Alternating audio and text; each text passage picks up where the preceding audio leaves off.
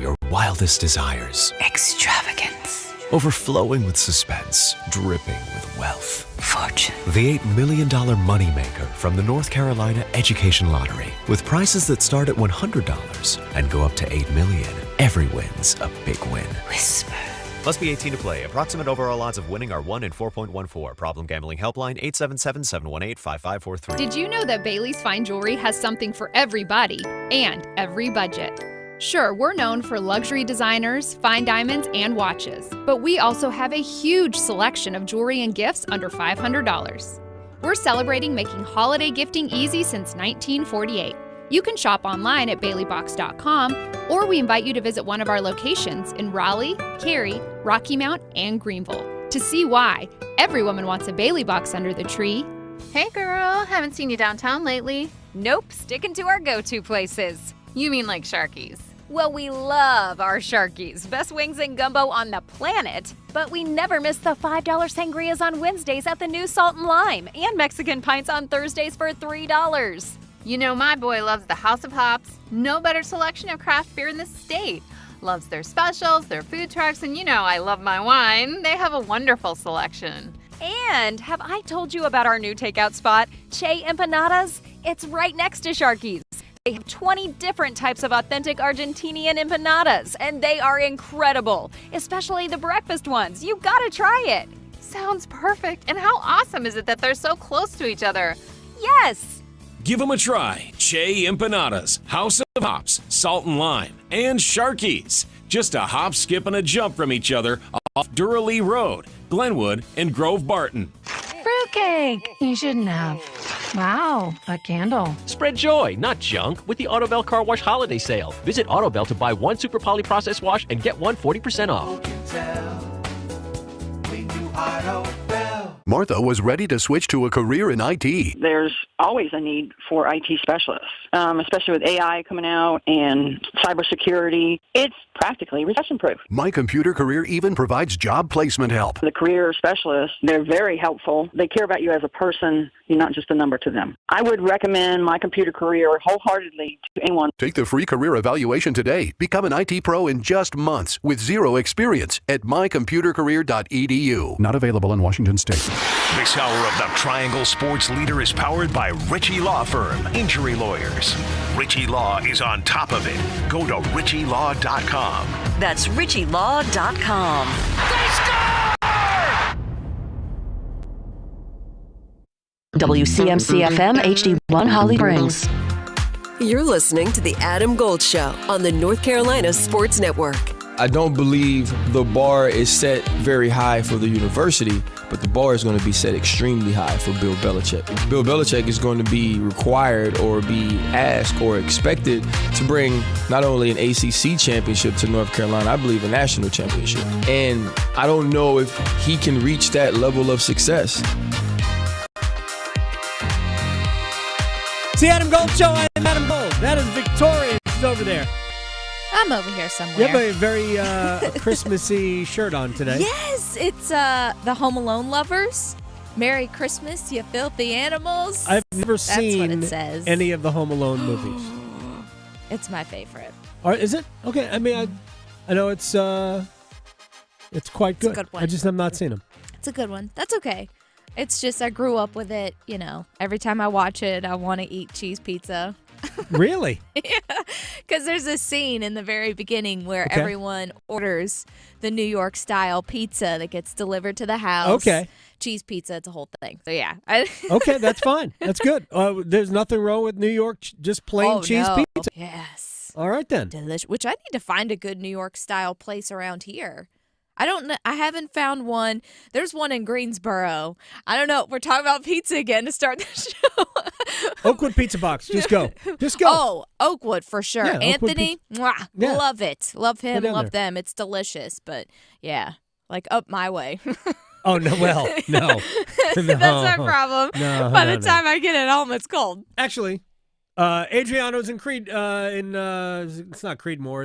It's Wilton, Oxford. Oh, yeah. Adriano's very good. Okay. Very good. Yeah. We go there a lot. Nice. We go there a lot. They they're not open late enough for me, but they're very good. Yep. All right, let's. We got a lot of stuff to do today. Rob Brind'Amour is going to join us in a few minutes. Bridget Condon of the NFL Network at the bottom of the hour. You may not know this, people, but she grew up a Patriots fan. So yesterday was a weird day for her, and we will talk about her thoughts on Bill Belichick as well. But let's start. And I do want to start with Bill Belichick because I'm not sure people have heard because the news has been kept pretty quiet. But he is the new head football coach at the University of North Carolina. I know this comes as a shock to a lot of people, and let's prove it because here's some Bill Belichick stuff from the press conference. I've always wanted to coach in football, coach in college football, and it just never really worked out. Had some good years in the NFL, so that was okay. But this is really kind of a dream come true. I grew up in college football with my dad. As the coach at Navy for 50 years, so as a kid, all I knew was college football, and so it's great to come back home to Carolina and back in an environment that I really grew up in. I want the sweatshirt that he brought to the press conference. I'm not even going to lie. I want that sweatshirt. Not the exact one. Right. I really don't know. If that's the exact sweatshirt from like the 50s, I mean, nobody wears it because if you couldn't wash it. Smells like a closet, I yeah, guess. It smells like camphor, right, absolutely. But, yeah, like, it was pretty cool. I mean, did he always want to coach college football? Yeah, maybe, 30 years ago. Probably once you're in the midst of an NFL career the way he was. Probably not. Especially since your whole life is the National Football League, and he's 72. He'll turn 73 in April. But at what point, because I asked this question of a lot of people yesterday, at what point did, like from the people who covered this, at what point did you go, well, man, this could actually happen? Go from, nah. Well, it had to be the same way for Bill, too, right? So at what point did you realize that you wanted this? Yeah, I mean, it was, we went through a process, but it was great. Every step of the way was great. The support was tremendous. All the things that I feel are important to having a successful program. Bubba and Chancellor Roberts reaffirmed, and I think they've made a great commitment to this program. Obviously, we have a great university, and I'd say along the way, as kind of things got out, if you will, the amount of support that I got from Carolina grads, former Carolina football players, people that are connected with this university was really overwhelming. And not that I'm any social media expert, because I'm not, but there was an awful lot of, positive feedback from my face and stuff like that, and it was great. All right, so that's his joke. That's what he calls all of the social media platforms. He just refers to them all as my face. It's very funny, no matter how many times you hear it. I'm sorry, it just is. All right, Chris Canty from Unsportsmanlike on ESPN Radio on his thoughts on whether or not Bill will be a success. Players just want the answers to the test. They just want the blueprint on how they can maximize their athletic ability and how they can make the most money. And they want to be prepared for when they graduate. And I'm not talking about getting a diploma from college, but I'm talking about going to the NFL. Bill Belichick checks every single one of them boxes. We are in an era in college football now where it is truly pay for play. Not to say that it wasn't in the past, but now everything is on the table. Everybody knows what's happening, and it's widely accepted. So I think in this landscape, Bill Belichick is going to thrive because he's going to be able to assign a value to a player, and he's going to understand what that means. And if the player doesn't produce up to that value, he's going to move on. But the player's also going to understand that. Because guess what? This guy has 6 Super Bowl rings. He does. Again, yesterday and everything you read, there are a lot of people assigning past college values to this. And I understand that. I'm not, and every single one of those people who have been critical of this move, I mean, chances are they're probably going to be right. But if they're not, then this is going to be an enormous success. And as I said yesterday, this is a pass-fail. But the pass threshold is very high. The pass threshold is, well, you got it's either an A or it's a failure. So the threshold for this isn't, 8 wins, 9 wins. No, man, the threshold for this is 10-plus wins and putting a bunch of guys in the National Football League. Evan Cohen, Chris Canty's cohort, but also our friend. Yes, who was very excited Belichick is here. Is he excited? He did. He sent me a text yesterday morning of him wearing Michael Jordan jersey. Oh, look at him. Yeah. I think he's a Tar Heel fan. I think he's too. A big Tar Heel fan. Yes. Anyway, Evan Cohen on what went wrong in the NFL? I don't agree with you that if he was 66, NFL teams would hire him. I think NFL teams are completely afraid of his greatness, which is sad because I'm going to tell you something. If I were an NFL team and I was running an NFL team and I had the opportunity to get him, I would be recruiting the hell out of him. And part of my recruitment, selfishly, would be, I want to hire you. Even though you're supposed to report to me, I'm cool reporting to you because my years around you, if I can learn from you, the moment you walk away, I'm going to be so much better at my job. Mm-hmm. And everyone seems to be afraid to do that. I don't think Evan's necessarily wrong. I think there were a lot of egos that don't want Bill's ego around. Because here's the thing, and I'll use the Atlanta Falcons as an example. Because the owner, Arthur Blank, kind of wanted Bill Belichick. But he also has a front office that he didn't want to alienate, so he left it up to them. And I think Evan actually said this the other day. I forget who the president of football operations is in Atlanta, but essentially he and Bill didn't get along. And Arthur Blank felt like if I choose Bill, then I'm going to lose this guy because this guy doesn't want to work with Bill.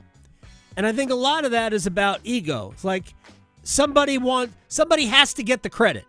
And wherever Bill went, any success was going to be Bill's here. I get that. And a lot of people didn't want to take a back seat to that. And whether it's in Atlanta or somewhere else. Owners didn't want to work with him because they felt like he demanded too much. Well, Bill's got a certain way of doing things.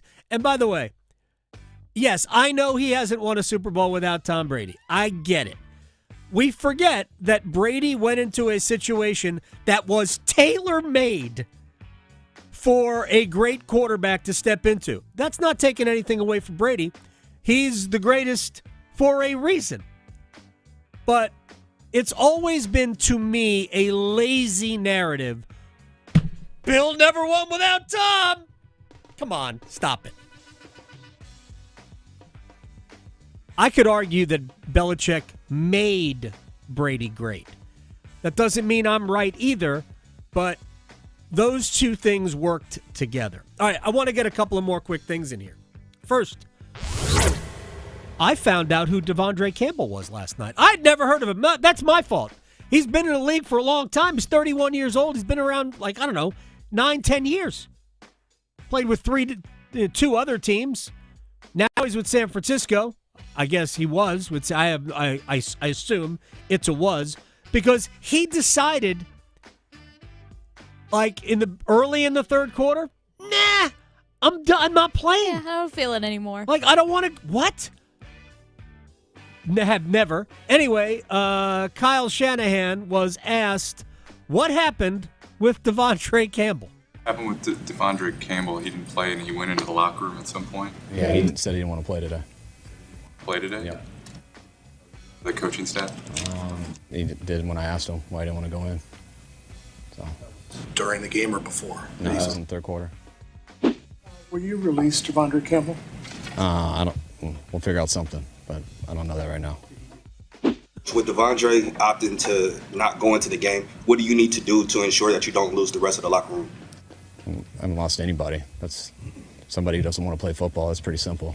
I mean, I think our team and myself, we know how we feel about that. So I don't think we need to talk about him anymore. I mean, he's going to get released. Yeah, I'll go in. Can I get his money? I'll go in. I just okay, fine. Look, he's 31 years old. He's been around a long time. The weather was miserable last night. I'm sure it wasn't a weather-related thing, but my gosh, I guess he just What a decided I'm baby. done. What a baby. You know what? I just grow up. Like, right. Well, I don't know what was going on. I don't know what's going on in his go life. work at a bank. Like, seriously, you make all this money to play a sport, and you're going, I don't feel like, I just have no sympathy. I totally understand. And that's the way most people are. Like, I don't know what's going on in his life, but man, that is weird. I have not seen that before. All right, the Panthers are heading into their game on Sunday against the Cowboys. Yeah, they are. As a favorite for the first time in 2 years, the line actually went up. It is now Panthers -3. December of 2022 was the last time they were favored in a football game. I think it was December of 2022. It's a Christmas miracle. Unbelievable. Panthers have lost 3 straight, though. But in many ways, they've been getting better. It's like a pretty loss. Versus All of an them. ugly win. It's a pretty loss. You got Mahomes by Kansas City. Yes. Then Chuba Hubbard's fumble in overtime gave the Buccaneers the opportunity to win, right? Mm-hmm. You have the Xavier Legette drop. Brutal. Of what would have been a tying touchdown pending the extra point. So this has been a very good run for the Panthers in spite of the fact that they have lost 3 in a row. Quarterback looks good. So Brad Idzik, the offensive coordinator, was asked if this reminded him of past versions of Bryce Young. Yeah, I mean, we saw it all offseason as well. Like, it's just coming together with the pieces that are around him. Like, he's just playing fast. And I've said it the last couple of weeks, like, the confidence has come through him getting through his reads, him being confident with the throws, guys being in certain spots, but then also knowing when, okay, I got through my progression, let me tuck it down and run. That part's been so much fun to watch. Some of the off-schedule play that he had last week was a lot of fun to watch. And, our guys, it's cool because you get to hold everybody accountable, and the straining together was a big point of emphasis. I mean, he's been good.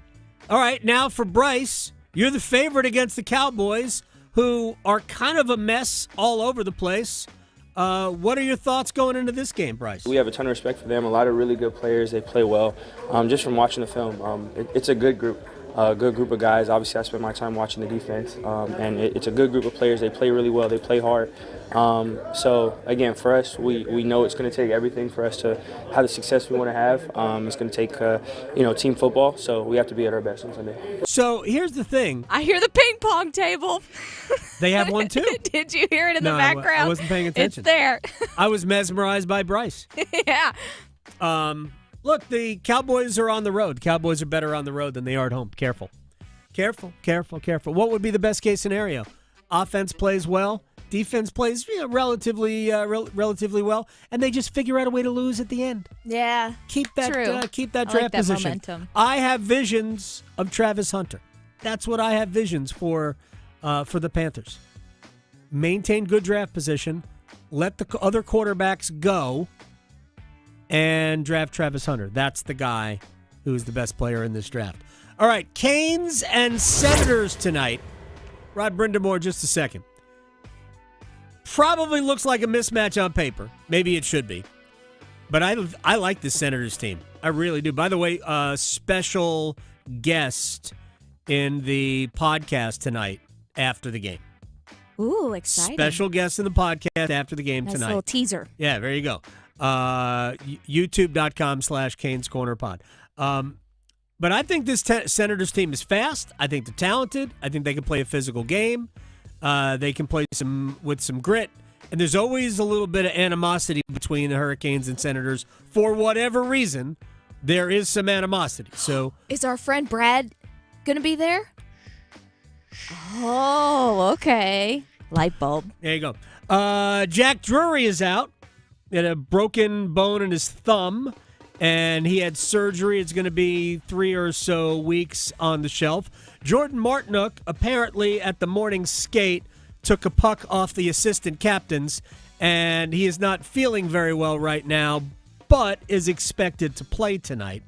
Tyson Jost will slide into Drury's spot, and we're back to the more familiar lines, which means that Natchez, Kokaniemi, and Eric Robinson will play together, which means that Caniacs can rest easy knowing that everything is right with the world and we'll all go back to scoring 5 goals a game now because that particular line is back. Could anybody tell the dripping sarcasm in my voice? So, but they are going back to normal lines. It'll be interesting to see what happens with the fourth line because Drury is a better player than you're going to normally have on somebody's fourth line. He's a more well-rounded player than you're going to have on that line. Tyson Jost, who's been in the AHL and playing well there, will step into that role, but you lose your best face-off guy. All right, let's check in with head coach Rod Brind'Amour and kind of get his thoughts on a lot of things. So no Jack Drury for a few weeks with a broken something in his thumb. That's a lot of shoes to fill, or because he wears a lot of hats, or I don't know if it's shoes or hats, but there's a lot of things that have to be done in his absence. Yeah, no doubt about it. Pretty underrated player for us, just for like you just mentioned, all the things he has to do. I mean, he's a power play guy, he's a penalty kill guy, he may be second unit, but those are the same, value to your team. Big face-off guy for us. You take that all out of your lineup, but somebody's got to fill it. So that's what we got to do, though. I can't imagine it's the same person who will fill all of those roles, but let's start with the 5-on-5 replacement. That's going to be Jesperi Kotkaniemi. Hopefully the third period against from Tuesday night will be what's going forward, because I thought he was excellent in the third. Yeah, he was. He's noticeable. That's what you want, and in a good way. He was around the net. Being hard to play against at the end of the day. That's what we want out of him. A little more direct, simple kind of game, because I think that's the kind of player he needs to be effective, and that's what we're going to need here now moving forward. So just to dig into that just a little bit more, Martin Natchez going into the season, he craved the responsibility of being relied upon. He's certainly, nobody's expecting Jesperi to play like that. But can it work the same way where now he is absolutely needed and maybe rises to the occasion because of that? Yeah, we hope so. I mean, I think that's I think we all think he's capable, of taking that next step, and you'll obviously have a more in his share of opportunity to do that now.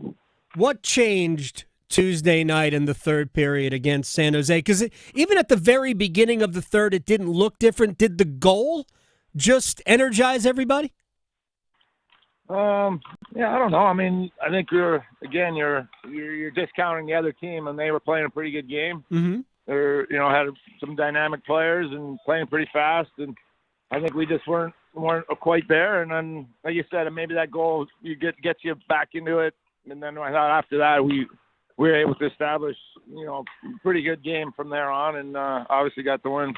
Yeah, they got their fifth shot attempt at the 125 mark of the third period. So whatever was established after that was pretty impressive. Brent Burns, that he had that goal. He was the end of that. I thought 3-zone play really. He's only got 8 points, but I mean I could be wrong here, but I actually think he's had a good year in terms of his play. What have you seen from him? You have to be shocked that he's only got 8 points more than a third of the way through the year. Yeah, I think listen, everybody knows how he plays and gets that shot to the net, so they're taking that away. I think a lot more this year.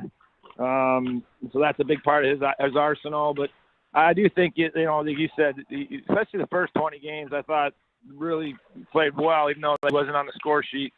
They have a different role now. It's Jacob Slavin and himself, but really him. They're playing every night against top end players, whereas in the past it wasn't always that way. So, every night it's a tough matchup. And I think for what we've seen this year, even though the numbers are down, I agree with you. He's been pretty solid. Yeah, I think he's been even better than that. So, Piotr again tonight, correct? Oh, yeah. What did you see from him, especially in the third period? I know there wasn't a lot of action, but there was late. I thought he was really good late. Yeah, I mean, you could question maybe a couple goals, but he made some other good saves early, and then I think the key then is once we got it to either tied or we get ahead, is now okay, shut the door. Give us a chance to get back in the game, and then once the game's in our favor, you're going to have to make something, and he did. Like you said, there was a couple chances near the end, and shut the door so we can get the win. So a lot of times it's the timely saves and the game that are the crucial ones. All right, final thing. Bill Belichick is the head football coach at North Carolina. I'm not sure you've heard that. It's been very quiet. Do you have any thoughts on more competition for being the best head coach in the Triangle? Well, I think that title's good. He gets that no matter what. I mean, that goes out saying. But I think it's pretty neat. Exciting time for the area, and certainly UNC to be able to get that kind of a caliber coach. And talked about it this morning a little bit in the press conference. College sports has gone a different way now, and it's very, very I would say pro orientated, if you will, and you might as well bring the best guy in that you can if you're able to. So good on them for doing it, and I'm sure it's going to create a lot of buzz. That's for sure. As a state guy, are you worried at all? I got to be honest. You got to worry. If I'm a recruiter, if I'm a player, wouldn't I want to be coached by that guy? Yeah. I would. So, yeah. I think that's definitely something to worry about. Good luck against the Senators tonight. We didn't even talk about them. I like that team. That team is coming. Yeah, they're good. A lot of talent. So, it's the NHL. We got to be ready every night, or you're in one. He 100% correct. Rod Brind'Amour, the head coach of the Carolina Hurricanes. Competition. Best coach in the Triangle. Bill Belichick's in town. Now he's got to earn it. Bill has to earn it. Rod's already got the mantle right now, I think. Anyway, we'll break when we come back. Bridget Condon, NFL Network, grew up a Patriots fan. Born in Boston, big-time Patriots fan. We'll talk about her thoughts on Bill, and also she's apparently been stalking Tom Brady. And we got to get to the bottom of that. Next. Raleigh to Boone, Charlotte to Chapel Hill. Your Carolina is covered. Adam Gold on the North Carolina Sports Network. Tonight's forecast calls for Hurricanes hockey. Natchez heads up. Back to Orlov. He scores! A 1-2 punch from Dmitry Orlov. It's 3-2 on Orlov, second of the game. Storm Watch with Adam Gold at 6:30. Puck drop at 7. Back to Slavin. He shot right on. Rebounds out in front. Chance up front. They score! Here come the Hats! On your exclusive home for the Carolina Hurricanes. 99.9 The Fan. Adam Gold here from my friends at Diamonds Direct Crabtree. You might have heard that diamonds are a girl's best friend. If I knew who sang that song, I would be telling you just how old I am. And I'm not going to do that, but I will tell you that at Diamonds Direct Crabtree, you can get her exactly what she wants for a lot less than you're going to find it anywhere else. Tell you why in a moment. But what they have at Diamonds Direct Crabtree is the greatest selection you have ever seen. Diamond jewelry, bridal, anniversary stuff, but they also have colored gemstones. My wife loves sapphires. Sapphire and diamond. I got her an anniversary band at Diamonds Direct. Looks just like her wedding band, but this was an anniversary band, and I got it for about $2,500 less than I would spend anywhere else. You could save money. They have the best selection. They have the best customer service. And for the holidays, great deals. Check them out online, diamondsdirect.com. But we'll see you at the showroom on Glenwood Avenue in front of Crabtree Valley Mall in Raleigh. Welcome to the North Carolina Education Lottery Winners Club Aromatherapy Room. Our first scent is the essence of this month's scratch-offs. I'm getting notes of anticipation mingled with cold hard cash. Anyone else? Oh, is that tilapia?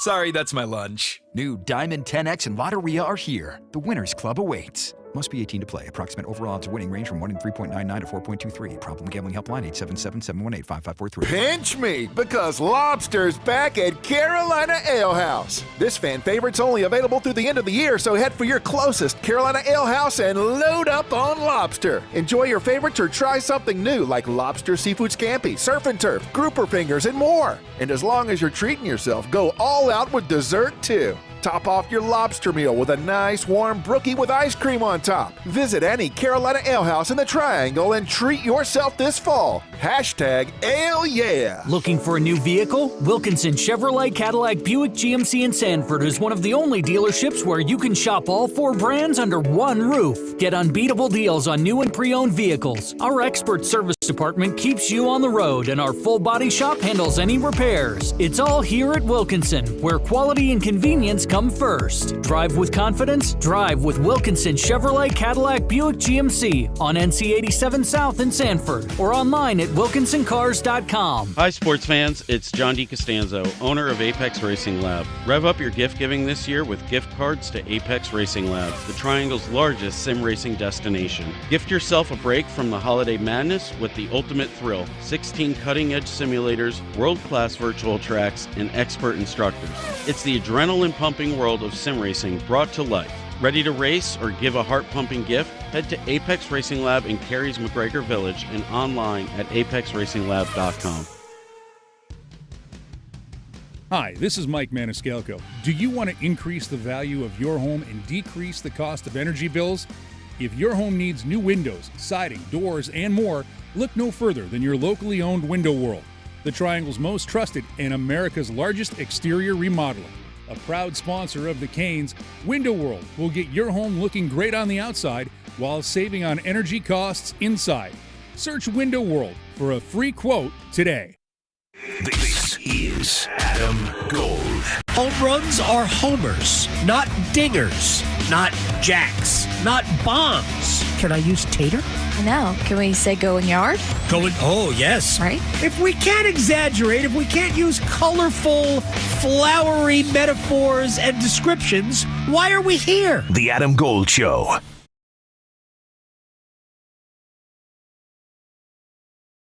She is a star on the NFL Network. She's also our friend Bridget Condon, who grew up watching football in New England, in Boston, with the Patriots winning everything. And now her old head coach is our head coach. Wow. I can't believe it. Bill Belichick is the coach at UNC. You live tweeted the whole press conference yesterday, Bridget Condon, at Bridget Condon on Twitter. Holy cow. What do you think?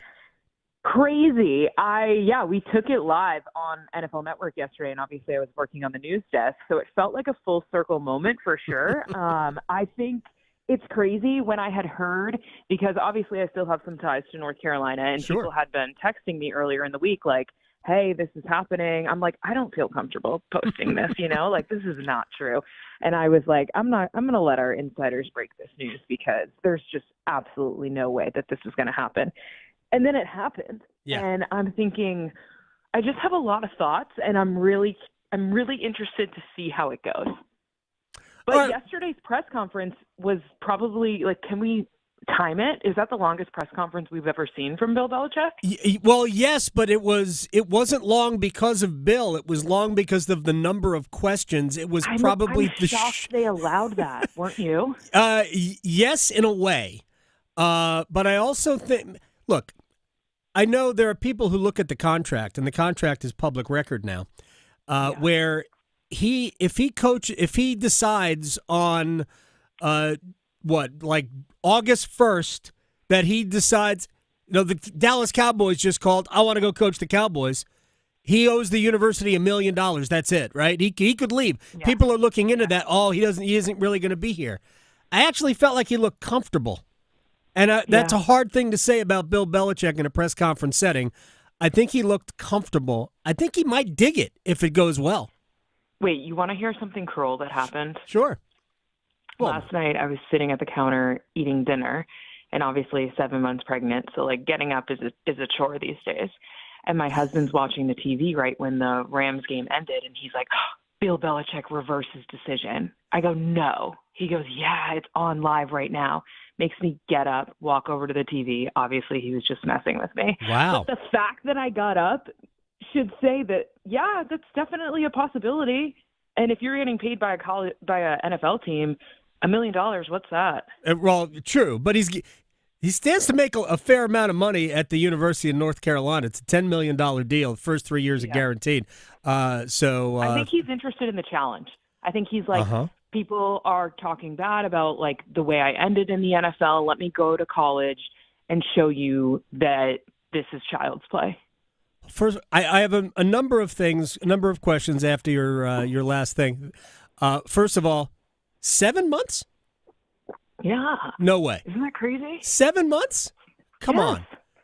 All right. I'm mad respect. Mad respect for Bridget Condon in her seventh month. And why did you have to get up to go over to the television? You know we have remotes now. Because I was like at our island in our kitchen, and our TV is like by our couch. Okay. So I was facing the other way. It was just cruel. Like, isn't he cruel? I'd be rethinking. I know. I was like, Landis, to make a pregnant lady get up? That's horrible. Especially. That's something I would do, too, to him. I always am like, Jaden, he's a Commanders fan. I'm always like, Jaden Daniels out for the season. He's like, no. Wait, I'm going to ask you about the Commanders in a minute. Okay. But I did see on your timeline, Miss Condon, you've been stalking Tom Brady. So how was that? Okay, so I was like, you know what? I'm working.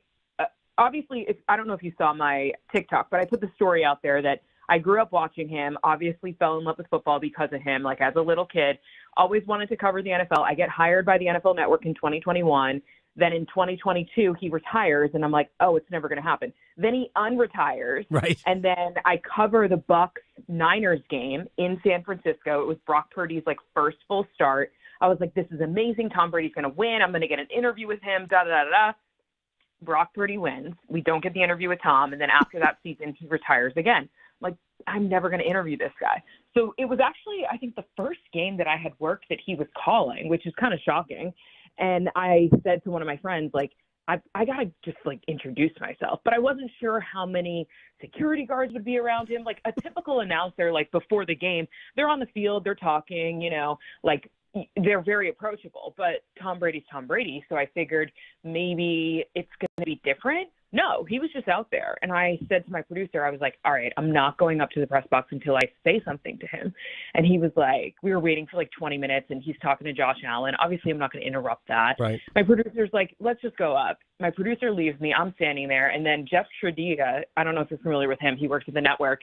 Great guy. He was like, he comes over. He's like, what are you doing? I'm like, I want to say hi to Tom Brady. He's like, oh, he's my friend. Do you want me to bring him over here? Wow. I go, yes, no way. He goes, I wrote the first national story on Tom Brady. He used to cover him at Michigan, and when he went to the Patriots and got the opportunity to go in, Jeff Chadia is the one, you can look up the article, who went to Boston, had like dinner or something with Tom Brady and wrote this story on him. So Tom obviously remembers him, respects him. They've had a good relationship ever since.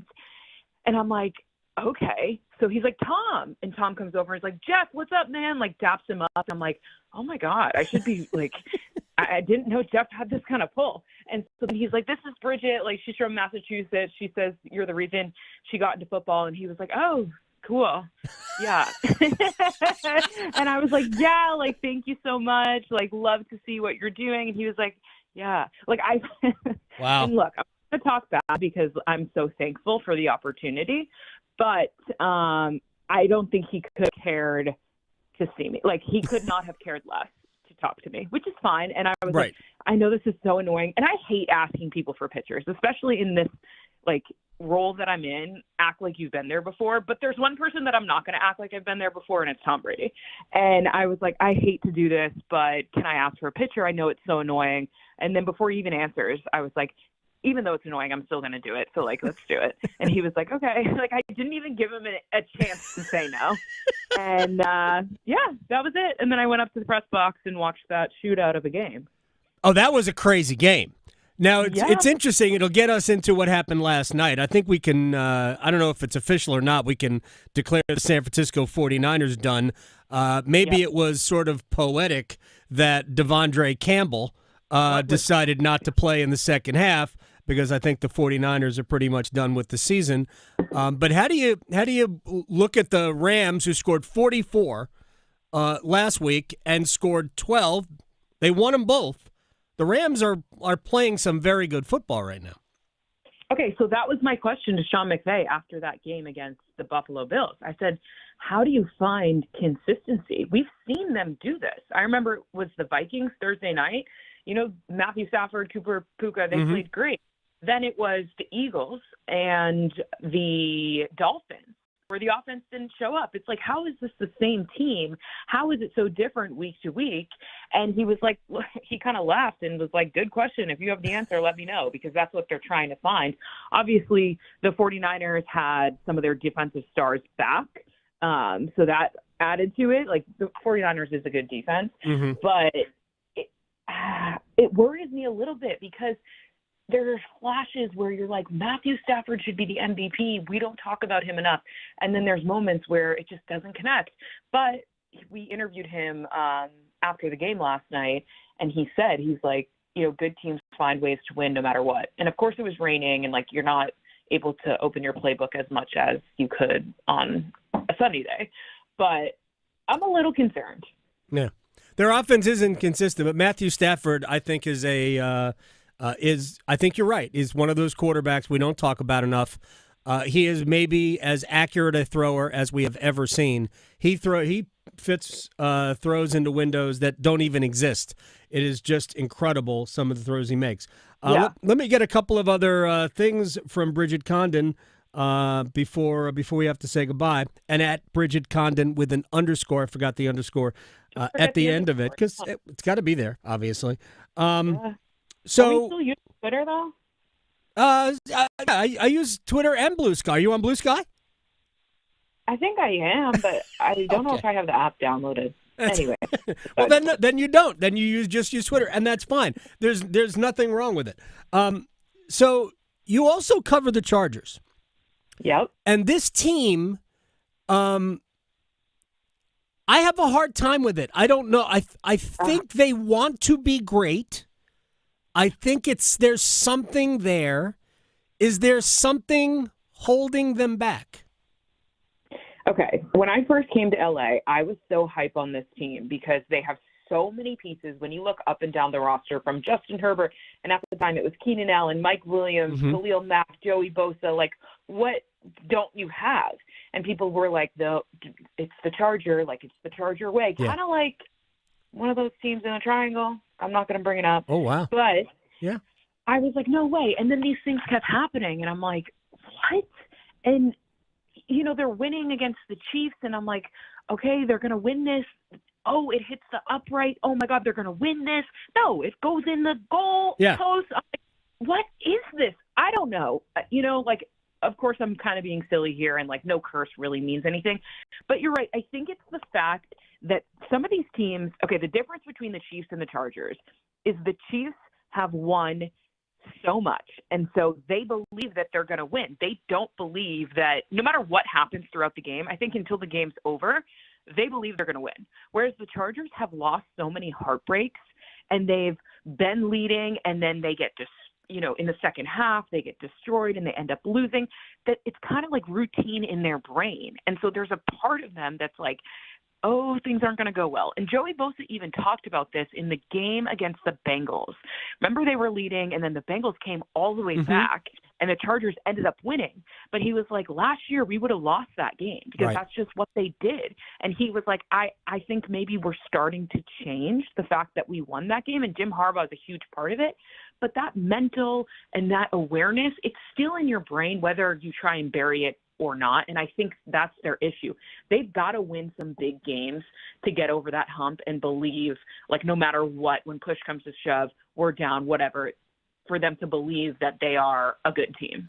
Yeah, the next 2 weeks, Tampa and Denver at home, are going to determine where they slot. I mean, I think they're going to be in the playoffs. I think we know the 7 teams in the AFC that are going to be in, barring a total collapse. I think they're going to be in because their last 2 games are pretty much, wins. Patriots. Yeah. Patriots and Raiders on the road. You can't find 2 worse teams like that now, other than, I guess, if you're looking at the Jets and maybe the Giants. But the truth of the matter is that they do have to figure out a way to win a big game because they're going to be on the road in the playoffs. They're not catching the Chiefs. Bridget Condon, I wish you well. I hope we speak again prior to you taking an extended leave. Yeah, you got my number. I do. Come on. That's how we set this up. We got 2 more months. We got this. I'm planning to keep this baby inside me through Super Bowl. I got some stuff to do first. through Super Bowl. Look, I wish you well on that, but I will bother you very soon. All right. Have a great day. Appreciate you. She's the best. I didn't realize she was 7 months. I knew she was pregnant. We talk a lot. Yeah. Maybe we don't talk as much as I think. Maybe she's trying to do what oh my gosh, the golfer's name is escaping me, but his wife was pregnant for like 10 years. Scheffler. Yeah. Oh, Scotty Scheffler. Yeah. Where his wife was pregnant for like 10 years. It did seem that way. Yeah. It did seem that way. No, so I guess none of us really realized she didn't make the announcement until she was probably into her 4th or 5th month. So right. It was so good for her, and I hope she look. She wants to be around on the air for the Super Bowl.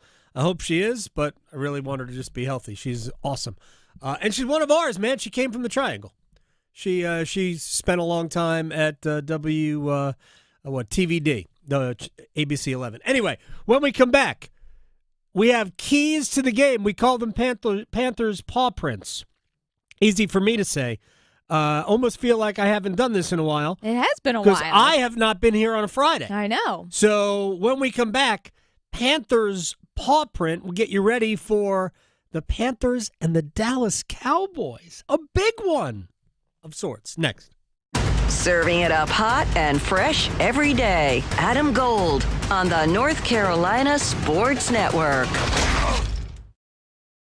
Trust ACT Construction Equipment and Bandit Wood Chippers and Stump Grinders to position your tree service for success. ACT Construction Equipment is your authorized dealer for sales, service, parts, and rentals for Bandit Wood Chippers and Stump Grinders. ACT Construction Equipment has been your authorized dealer for Bandit equipment for over 10 years. Visit one of our 6 North and South Carolina locations or actce.com for more details on Bandit Wood Chippers and Stump Grinders. ACT Construction Equipment, always the right equipment for the job. Open enrollment for health insurance is here, but don't worry. North Carolina Farm Bureau Insurance has you covered for all your health insurance needs, including Medicare. And with offices in every county, a trusted, experienced agent is just around the corner, ready to help find a plan that's right for you. Visit ncfbins.com or stop by your local office today. North Carolina Farm Bureau Insurance, helping you is what we do best. It's that time of year to come see me. Don't let COVID-19 and the flu stop you. So make sure you don't have to cancel on those you love the most. By getting your flu and COVID vaccines. They're safe and effective. Both flu and COVID vaccines have been updated to fight against new virus strains. So make sure you don't miss that family gathering and protect those around you. Ask your healthcare provider about updated flu and COVID-19 shots. Get protected this season with updated COVID-19 and flu shots. Visit myspot.nc.gov and find yours today. Healthcare.gov has plans for health because you have plans for life. All plans cover doctor visits and emergency care to keep you and your family running strong. All plans cover hospital stays and prescriptions so you can have peace of mind. Visit healthcare.gov to explore health plans from the brands you know. 4 out of 5 customers can find a health plan for $10 or less per month with financial help. Enroll at healthcare.gov by December 15th for coverage starting January 1st. Paid for by the U.S. Department of Health and Human Services. As fall championships begin, the Governor's Highway Safety Program would like to remind you to buckle your seatbelt when traveling home from today's events. Whether you're driving out of town or across town this holiday season, wearing a seatbelt is your best defense against injury or death in a crash. During the busiest time of travel, prioritize your safety and buckle up. Every seat, every time. And remember, click it or ticket. It's the law.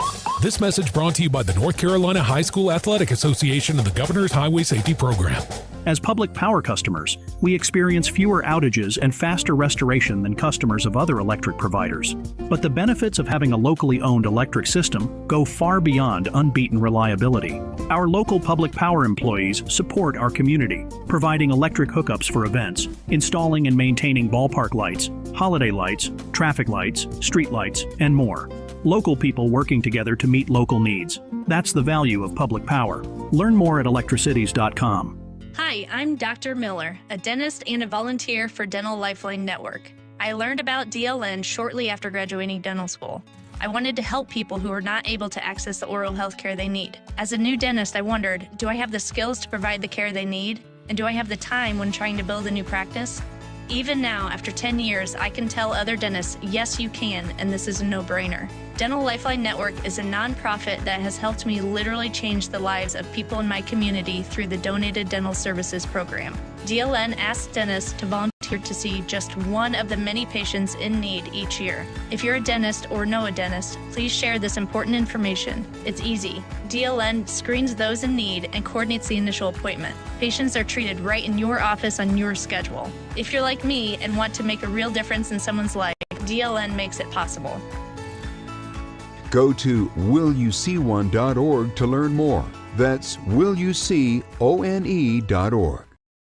This is Adam Gold.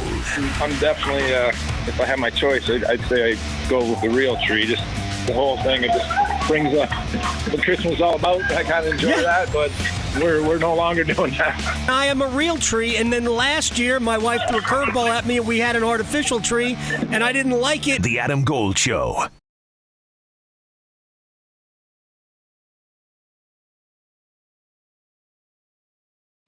It's the Adam Gold Show. I am Adam Gold. Brian Geisinger is going to join us next hour. Talk a little hoops.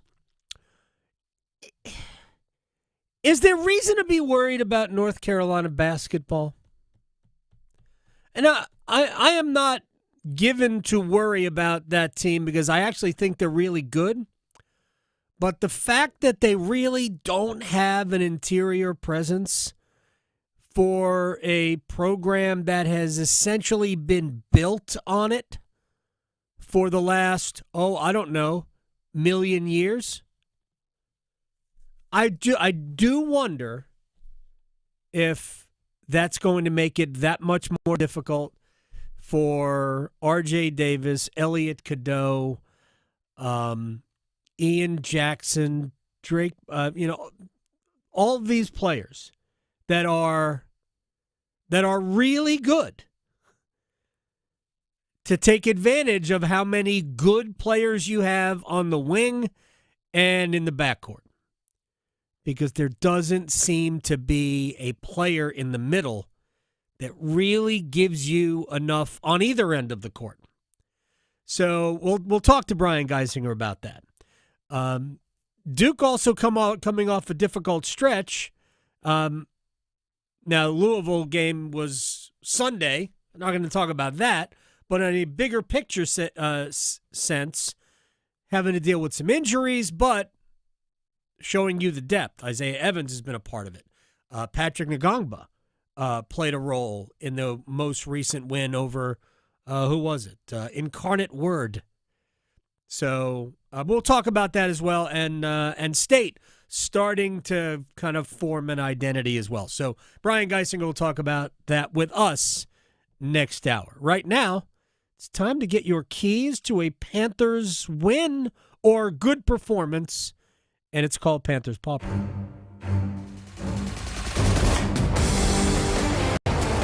All right, Victoria, what do you got for me? I'm excited for this one. Isn't that weird to be excited for a Panthers game now? It feels so weird. I love it, though. So my thoughts are Cooper Rush is awful. Okay, he's not good. He's so bad. So by putting any pressure on him, he freaks out. He'll throw it away. He'll make bad calls. So put pressure on Cooper because maybe we'll get a pick six. or a few of them. Also, a few of them. Maybe. All right. Let's go for the over.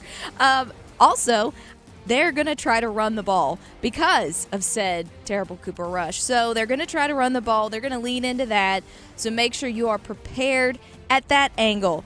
Now, on our end, I think we actually should run the ball this game. So hopefully it's going to be a good Chuba day. Get him going. Get those little legs running because, some of our guys, including, I know that fumble is still living in his brain, so he's not going to want to do that again. And, as an extra, I always like to do a 3A and a 3B. Right. 3B, maybe put some Elmers on the gloves today. Ah. Or Sunday. Yeah, Xavier Legette needs to catch the ball. Yeah. Here's the thing. Dallas has a bunch of good players. Yeah. I mean, there's no doubt. You get into patterns it doesn't make a difference, the sport, where you just figure out ways to lose games. So it's not that different. I know it's going to seem very different, but it's not that different from what the Chiefs are doing. It's the opposite, but it's kind of the same thing. You've heard the phrase, there's a fine line between love and hate. Mm-hmm. They are both powerful emotions.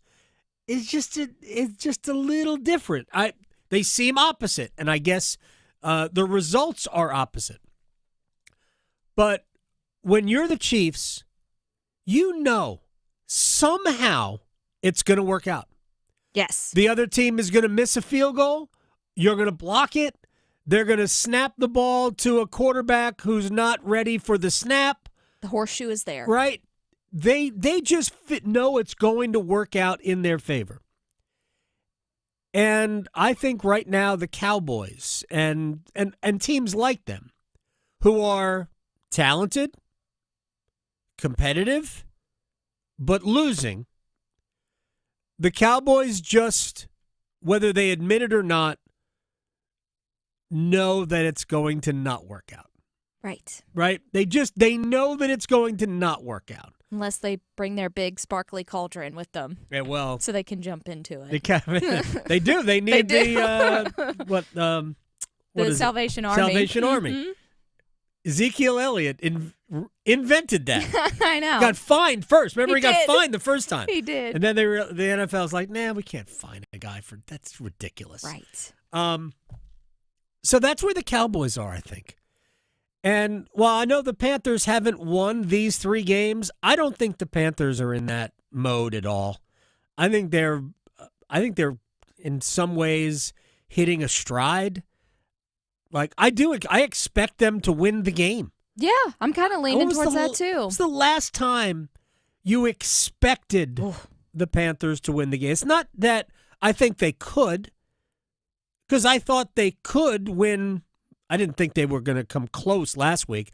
I think last week is probably the one that made me go, man, maybe this team actually is legitimately getting better. Yeah. It gives me hope that next year won't necessarily be another non-playoff year, right? If they make smart additions to the team, that they could push for a playoff spot. I don't think anybody in the division is going to be great. Not for a while.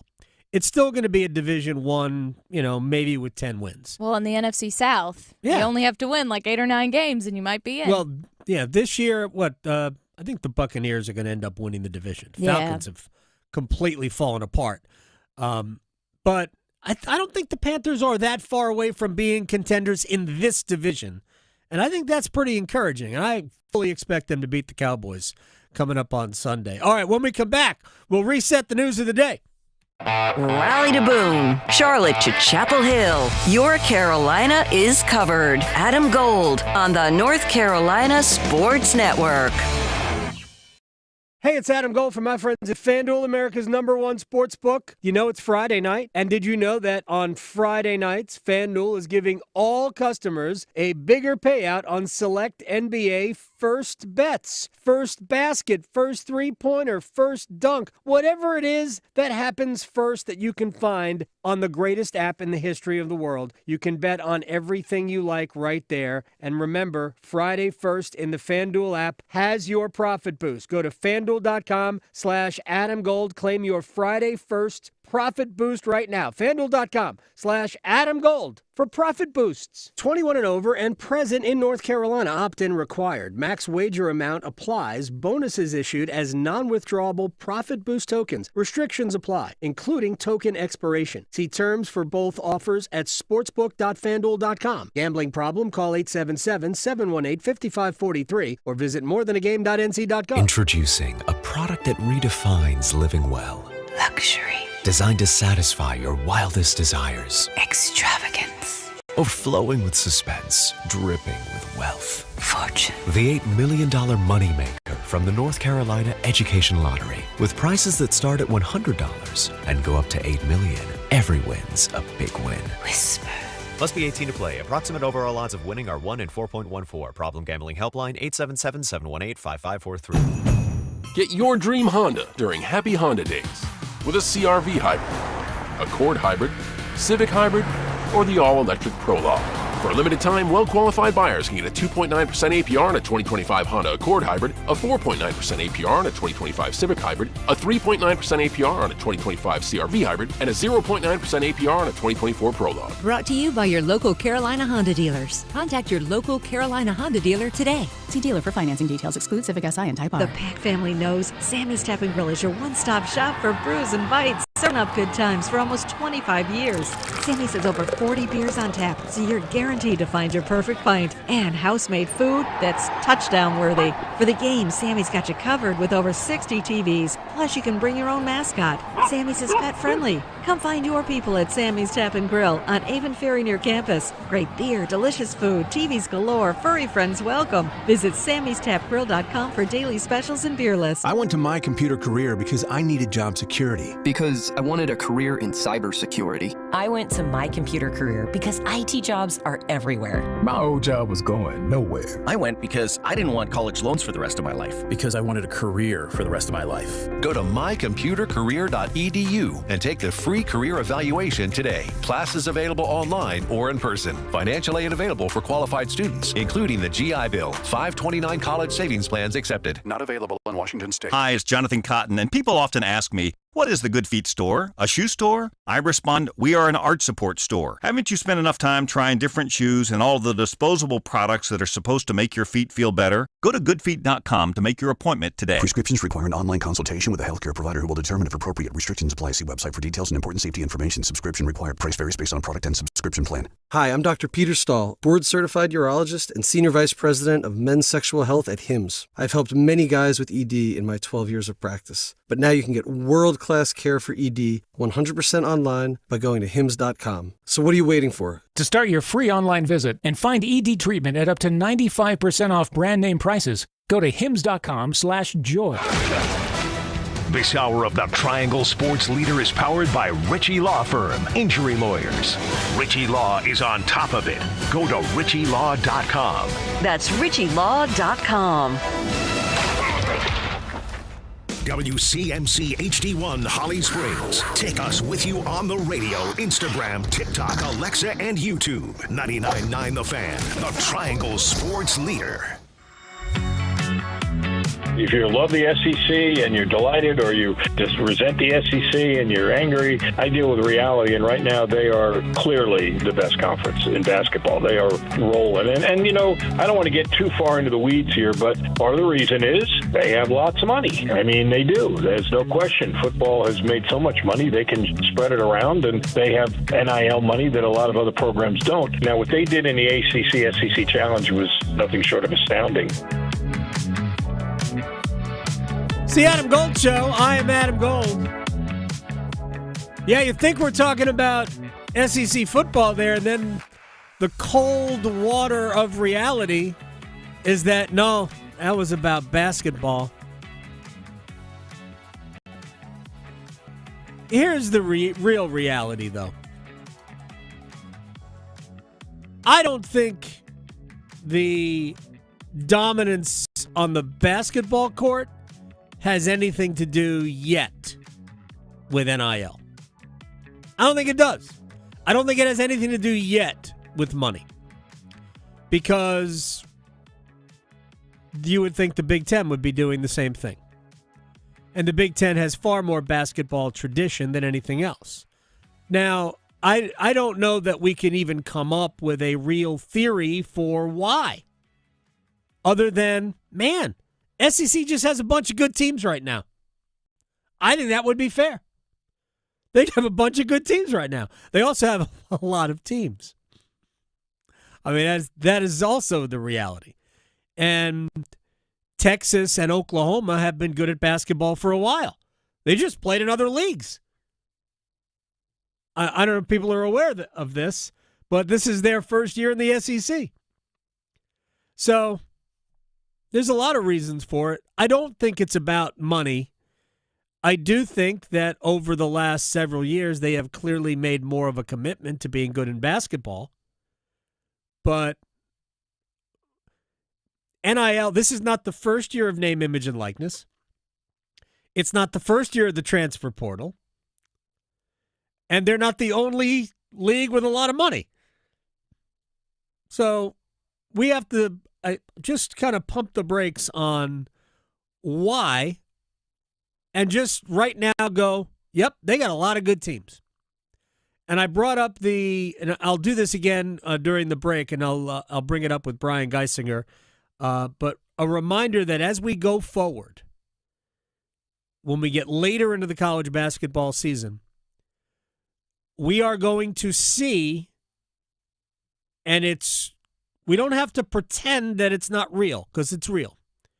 We are going to see the Atlantic Coast Conference get very little credit for conference wins because there are very few opportunities to get quad one wins. Certainly when you compare it to the other leagues. The SEC, the Big Ten, and the Big 12 all have roughly twice as many opportunities. So if ACC teams want to get, I guess, tournament noticed, if you will, the only way you're going to do that, let me just speak to NC State fans here. You haven't won any of the big games outside of the league. Going 12-8 in the ACC. I said, do we play 20 games in the conference? I don't know. You better have a great conference record, not a good conference record.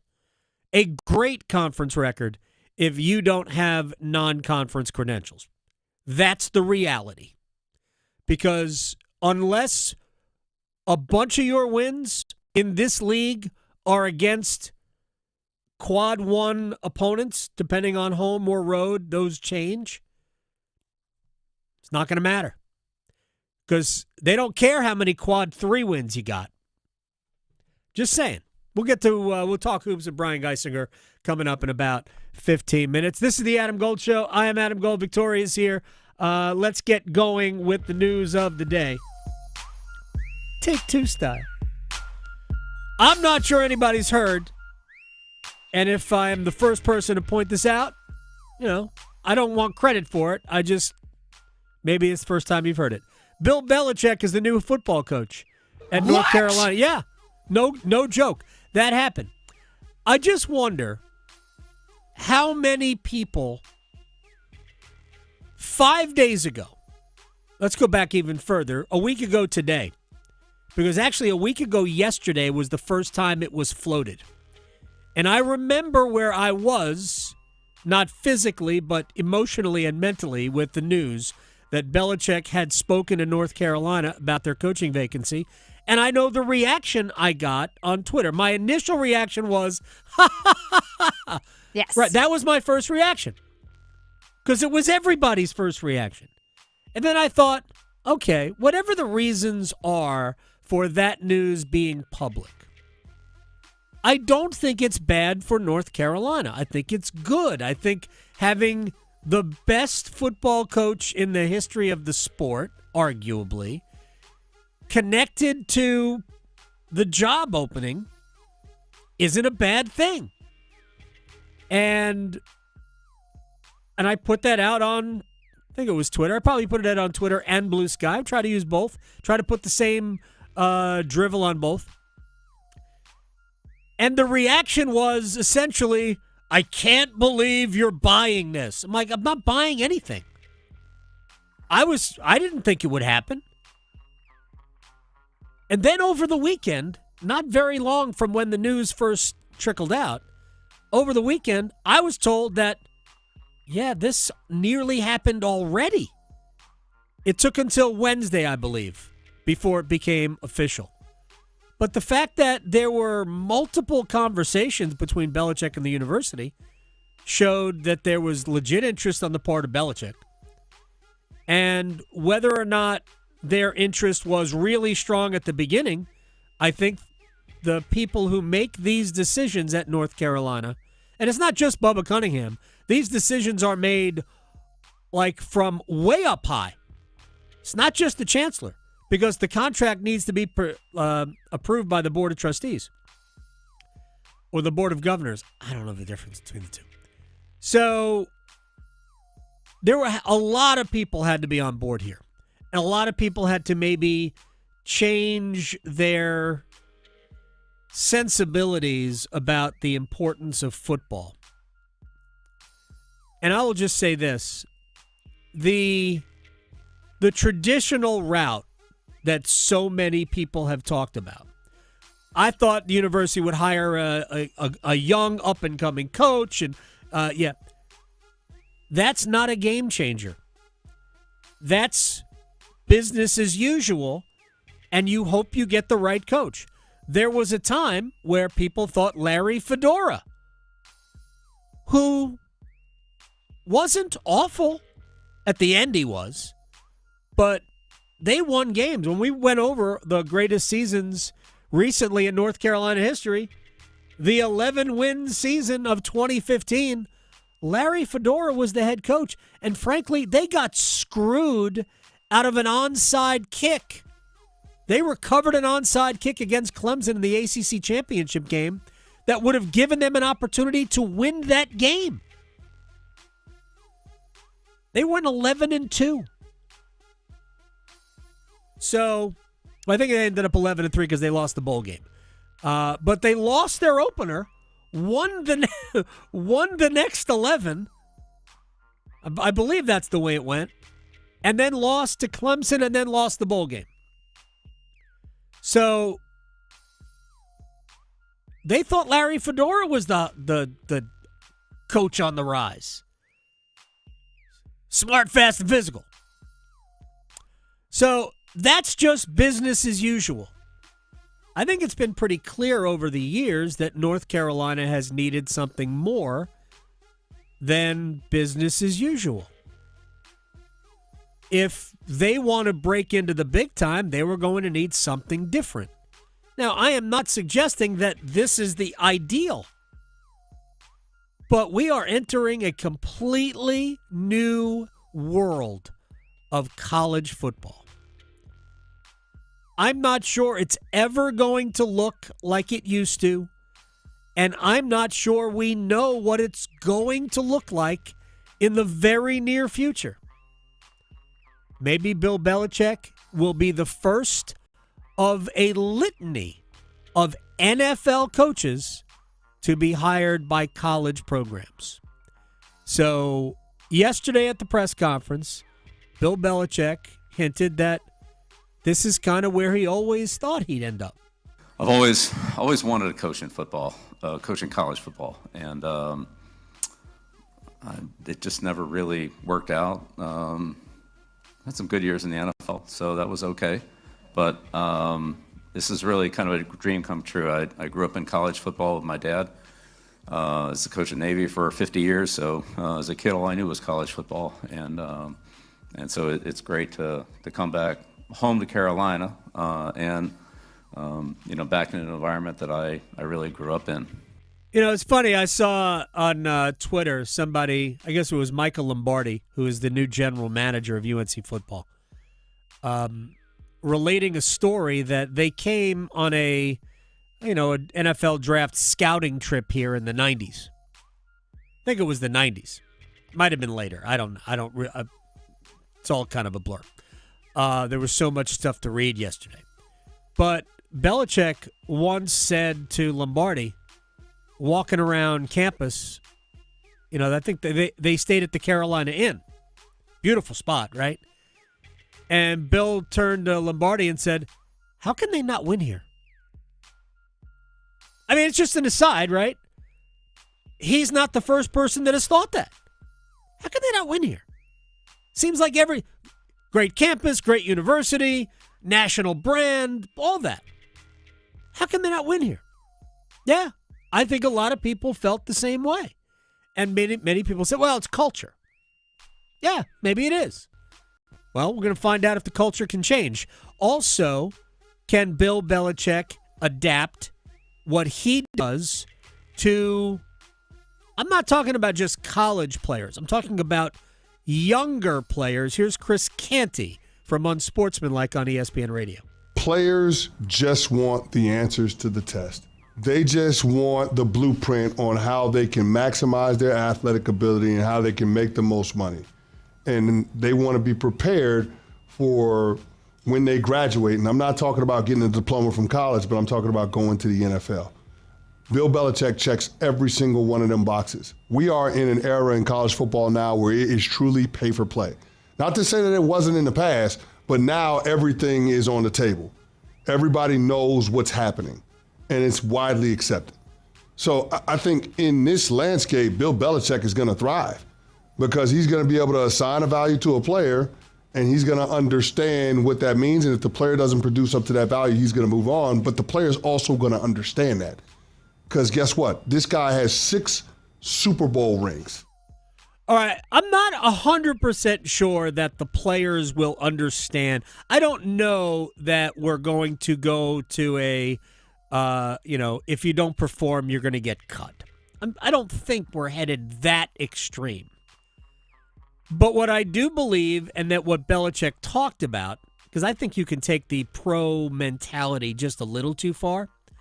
I think what Belichick has talked about in the past publicly, that we saw that on the McAfee show, and he was talking about what he would provide, what he would offer college players, is if you were thinking about a career in the National Football League, that the training, the coaching, the nutrition, the preparation, all of that stuff you would get from Bill Belichick would be designed specifically to get you into the NFL. And what I have said, I don't know how many times, but a lot, is that does not exist in college football. Doesn't. Their coach's only mission is to win. It's it. Now, Bill will have to marry those two because he can't not win. This doesn't work if Bill goes 5-7, no matter how many players he puts into the NFL.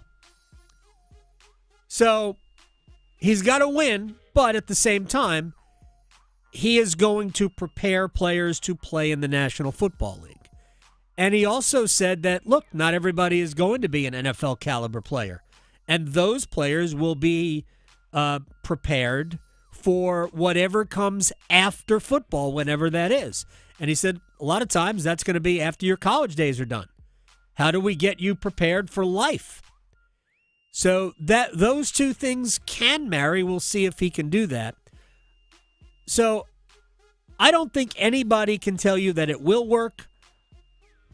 I think there's reason to be excited that it can work. I think there's reasons to be skeptical that it can work. I don't think it matters a single bit that Belichick has no college or recruiting coaching experience. I really don't. I don't think that matters a lick. The recruiting, I think the name Bill Belichick recruits. I think it does. And we'll find out when this and the next recruiting cycles are over and the transfer portal is closed. We'll find out if, at least in year one, and they admittedly got a late start, if in year one there are signs that this will work in terms of, bringing players in that can help North Carolina win. But my suspicion is that it will work well enough. And one more thing before we break, and Brian Geisinger on the other side. I talked about this with Chip Patterson the other day. There are very few college head coaches that get the most out of their wins and losses. So I'll bring up two examples of coaching. This is not in college football, but two examples in coaching. And back in the day, Duke was cranking out 30-win seasons in basketball every year. Yeah, they had the best players. Not maybe the best, but they had a lot of really good players. And they had a lot of, high NBA draft picks. But with all of that said, they ain't the only school that had that. But what they did was they maximized their wins and losses every year. And they were always seeded like 1 or maybe 2 in the NCAA tournament. And then people were like, well, they got beat in the Sweet 16 or they got beat here. Like, yeah. Once you get into the tournament, ultimately, the talent level that you have is the number one factor of advancing. And even though Duke won more games and had a higher seed, when you boiled it down, you went, man, that team's got 2 pros. And maybe they're, just more effective as pros, as athletes than Duke had. And I think Duke got beaten on many, many times by a lower-seeded team that actually had better NBA caliber talent. The one team I'm thinking of is LSU in 2006, in the Sweet 16. LSU had 3 pros on it. And I remember J.J. Redick couldn't get a shot off in that game. And anyway, it's what happens when you just get the most out of your regular seasons. Rod Brind'Amour has done that for 6 years.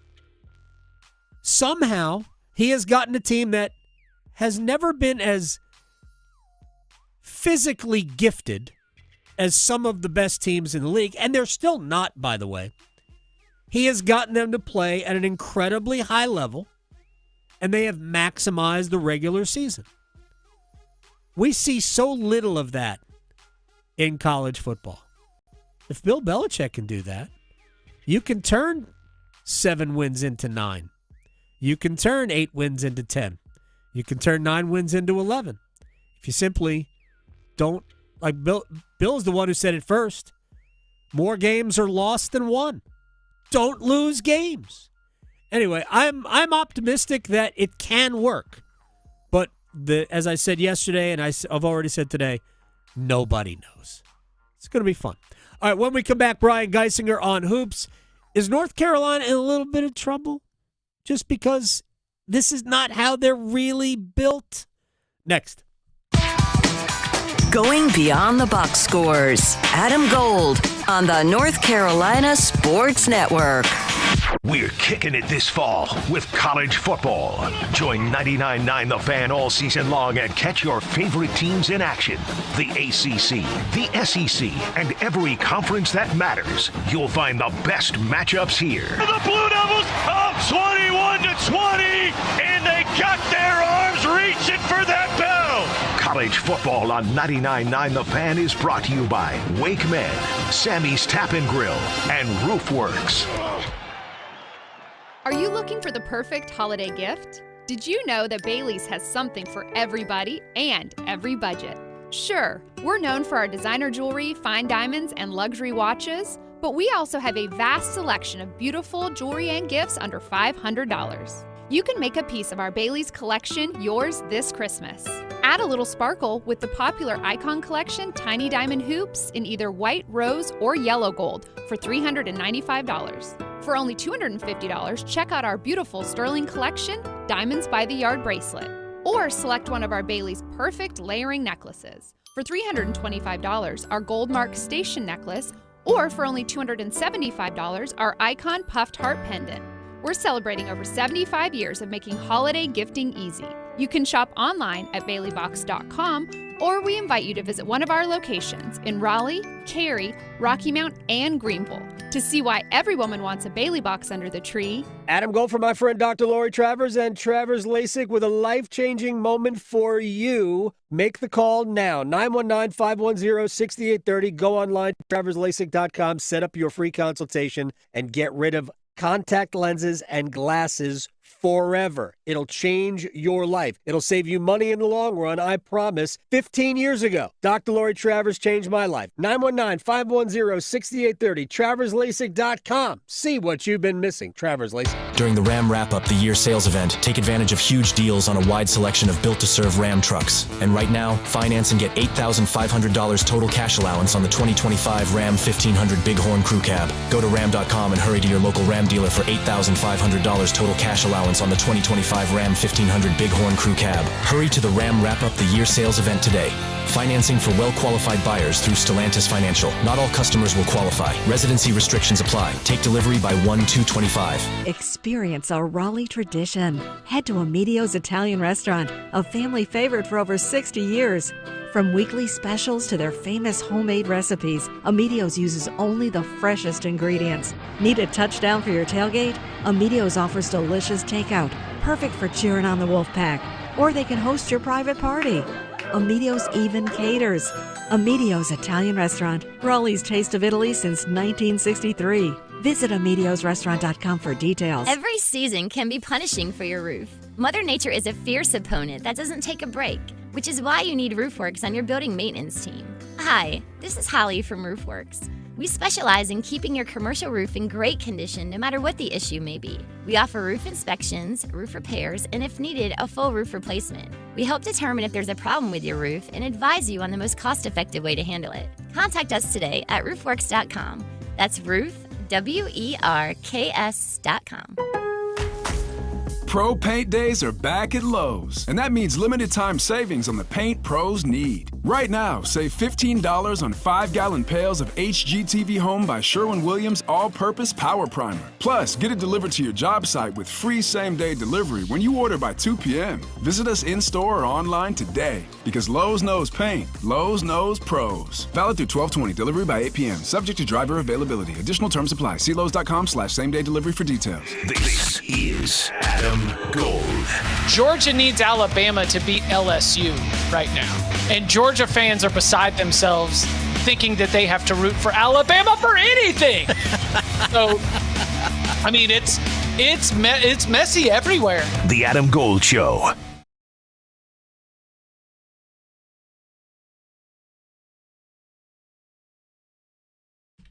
It's the Adam Gold Show. I am Adam Gold. Victoria producing the program.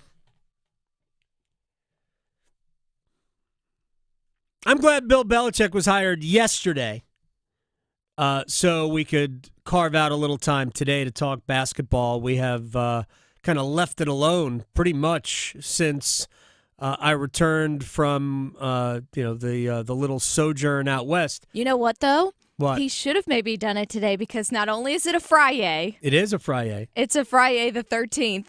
Oh, that's a good thing. And it apparently might be a full moon tonight. Oh, really? So, yeah. Oh, man. Are strange things going to happen at the Hurricanes game That's why I feel like it would have been a perfect day to say, also, Belichick's going to be the coach here. Wow.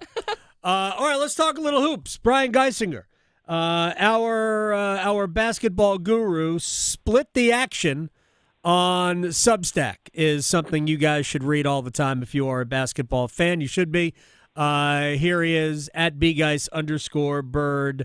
And I forget the Blue Sky, but I've already followed you on Blue Sky, so I have to get. We're going to have to include that on the logo when we put it up on the screen. All right, I'm curious about North Carolina because I've heard some people question whether or not they can make the NCAA tournament, and I think actually it's a valid question. I think they will, but it's a valid question today since. They really don't. I mean, Dayton is a decent win. I'm not knocking the win on a neutral floor over, a top 50-ish caliber team. But the 4 major conference teams they came up against, they got handled. They came back against Kansas and made that a game, even took the lead. They didn't really against Auburn. They lost in overtime to Michigan State. I'm not really sure how good Michigan State is. And they got run by Alabama on their own floor. So I do have my concerns about UNC. They don't turn people over. They're not shooting the three well, and they don't really have a presence in the middle. How do you overcome those things? Yeah, I'm not too worried about UNC, and I think this is definitely a NCAA tournament team. Let's like revisit that topic in 4 weeks, you know. Okay. And yeah, but like some of the things you just pointed out, like they can't solve, like they can't just, Armando Bacot's not going to just reappear on the roster, right? So they don't really have an inside presence or like a low post hub. They've got some good centers on the roster, like Washington and Claude and Lubin. Like all of those guys can do different things, do them pretty well. Jalen Withers can play some small ball 5 too and give some time at the 4. But maybe another team that has more sort of like perimeter talent. I'm with you. Team does. Like R.J. Davis, amazing. Elliot Cadeau, not a good game against Alabama, but it's had a nice season. Seth Trimble's been probably the most improved player in the league thus far. Ian Jackson's looked awesome in recent games. Drake Powell was awesome against Alabama, and it kind of got lost because Alabama hit a bunch of threes, and dunked the ball a lot. And guys who played well for UNC in that game maybe got lost in the shuffle a little bit. Like the defense is what it is. They're going to have to clean some stuff up. I thought their transition defense was bad against Alabama. And some of that is Bama's system and style and their talent, but I thought some of it was also UNC just like not getting matched up where they needed to. And offensively, like R.J. Davis is going to start making some threes here. He's due for one of those 5-game stretches where he makes 60% of his threes or whatever. So like I get the concern. The record doesn't look very good right now, but let's get a few more weeks of data. I think this team's talent is too good for them to be even like a bubble team. I think this is going to be a pretty solid like postseason tournament team at UNC. I don't disagree with that. And they are loaded in the backcourt and on the wings. I might have more concerns about what's happening in the middle. In terms of at center, with whether it's Washington or Lubin or Claude, I may have more concerns than you do, but you're certainly more of an expert about this than I am. And I'm also concerned because this team traditionally has relied on offensive rebounding, on good play in the pivot, and I'm not sure they're going to get it over the long haul. But in this league, and maybe the 4 power teams they played, I'm going to remove Michigan State out of it because, again, I'm not 100% sure that Michigan State is great. I just think that was a good basketball game by maybe 2 pretty evenly matched teams that Carolina lost in overtime. But those other games, Kansas, Auburn, Alabama, if you told me today that those were 3 of the 4 Final Four teams, I'd buy it. And I don't put North Carolina in that category. So I'm not completely surprised that they lost those 3 games. Is that fair? Yeah, absolutely. Absolutely. I mean, I think there have been people, just to look even at Duke, I think there have been people that have been concerned with some of the stuff they've done against very, very good competition this year too. And it's just, I don't know, I think with the smaller sample, it's like a little easy to overreact. And then, I don't know, like once the dust settles, I think the sort of like talent rises up. So we just need more information with this team. But like it's absolutely correct that there are concerns with the defense, and there are concerns in the middle that they just can't get. They're just not they don't have a low post target on this team, or really like a guy that's going to purely like mash you on the offensive glass. They kind of whipped on finding one of those guys in the portal. But like all the 3 centers that they're using, Lubin, Washington, and Claude, like they're all like ACC rotation players. You know what I mean? So it's like, yeah, there's probably not a superstar, or maybe like a true defensive anchor or a low post hub, but all of those guys like can be on the floor and contribute too. So hopefully that's enough, I guess, for UNC around the excellent guard talent that they have. Yeah, and I'm with you. R.J. Davis probably isn't going to go 17 for his next 70 from 3-point range. Let me go to NC State. Not. Let me go to the Wolfpack, who beat Florida State in overtime and then beat Coppin State in the Heritage game at Reynolds Coliseum. I think it was probably a closer game than State fans wanted it to be. Regardless, to me, it's not a completely new roster, but there's a lot of new pieces, and certainly there are players in different roles. Michael O'Connell hasn't had the start to the season overall that he would like, based on the way he finished last year. But so I think it's going to take some settling in. What are your thoughts on where the Wolfpack are through, 10 games of the season and heading to Kansas coming up tomorrow? That could be rude. Yeah. Yeah. I'm a little, it's worth pointing out, Kansas has lost 2 straight and didn't look particularly good against Creighton or Missouri. I watched the film of both of those games. And, Kansas has some, we've talked about this a few times now, Gold, with Marcus Hill, sort of like the way teams will guard him as kind of a wing or a guard that doesn't shoot, from the perimeter all that well. Kansas has DeJuan Harris, who can make open catch and shoot threes, but is not like a pull-up shooter. They've got a guy like KJ Adams at the 4 that doesn't take shots outside of 15 feet. So you've seen some teams that they've played against that have thrown similar approaches at Kansas that we've seen some of the opponents throw at NC State this year. So they're not identical. Obviously, Kansas has, more high-end talent and is an elite defensive team, but there's some pressure points for Kansas's offense that I think State could potentially take advantage of. A team like Missouri, the way they were able to turn Kansas over, State could get to that level of turnover rate right for Kansas offense tomorrow. Then maybe they can make it a little bit more of a game. Long term for State, they're kind of where I thought they would be. Right now they're I think they're top 75, top 80 team in terms of Ken Pom or Bartorvik. Looking at adjusted efficiency margin, that's kind of where I thought they would be. Ultimately, the half-court offense is going to have to get a little bit better. It'd be great if they could squeeze more out of Brandon Huntley-Hatfield, just from a motor energy perspective. But luckily they still have Ben Middlebrooks, and he's a very nice center. I think he has the chance to have if he can stay out of foul trouble, I think he has the chance to play very well at Kansas. But yeah, I think ultimately this is kind of where I expected them to be.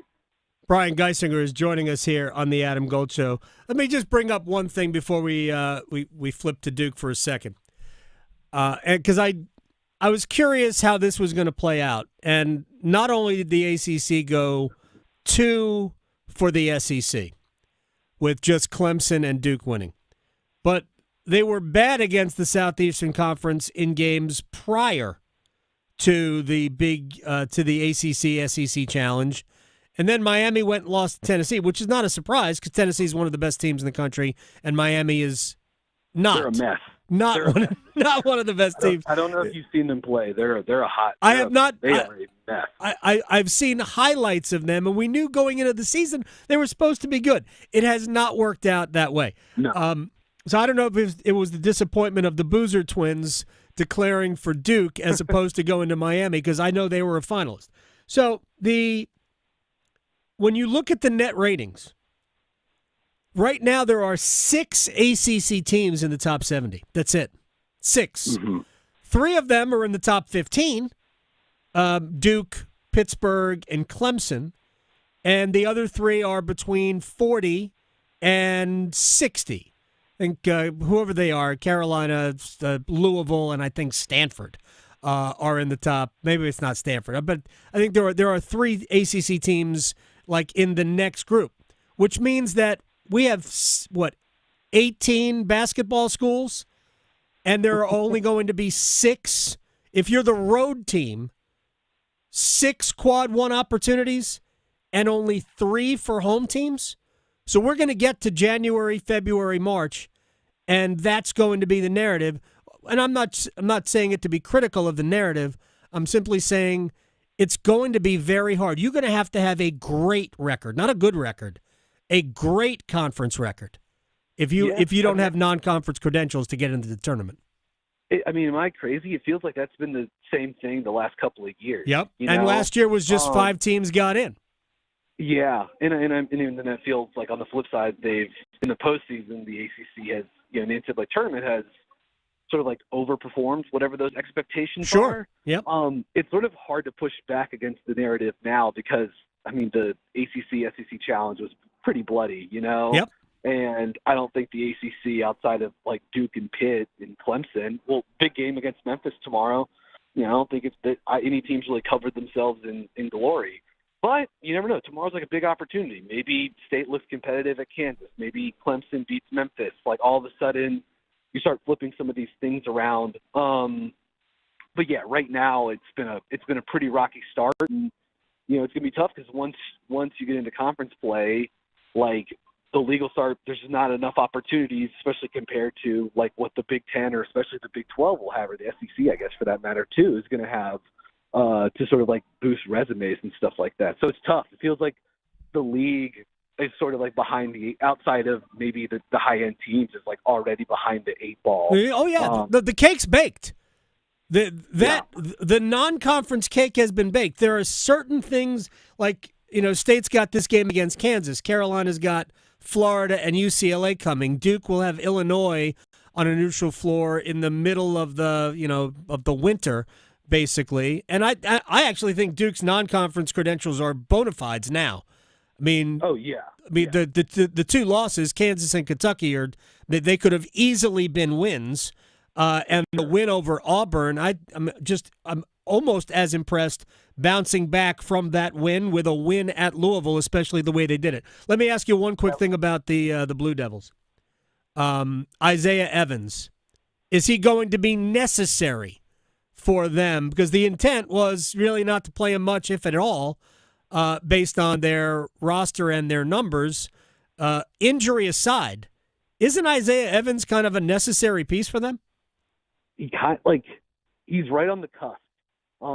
It feels like it's one of those things, man. If he's gonna get in there and pop threes and make them at 40 whatever % rate, then yeah, he is a necessary player. Right. Yeah. Okay. You need guys like that on the court.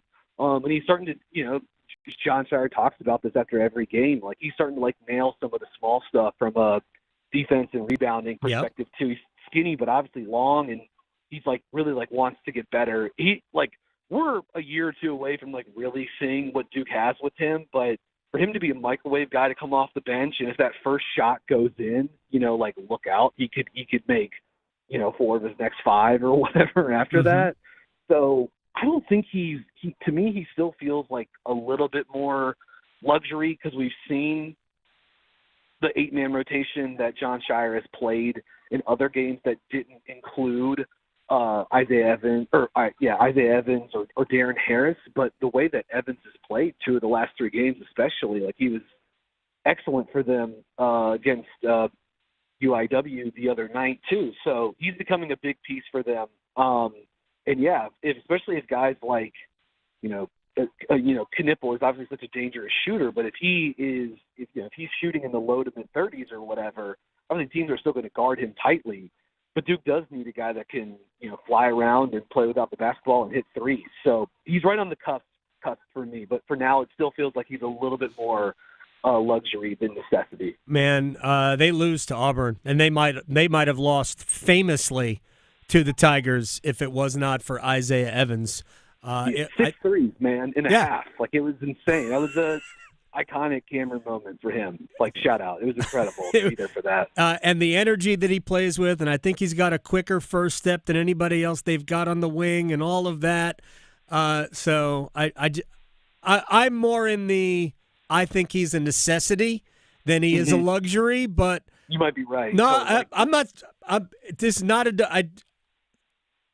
There's so much of where I think Duke can go that needs a little bit more explosion from the wing that they can't get out of their other, we'll just say 3 wing options. I guess Cooper Flagg is also a wing option. So he's got. Depends how you define Sion James too.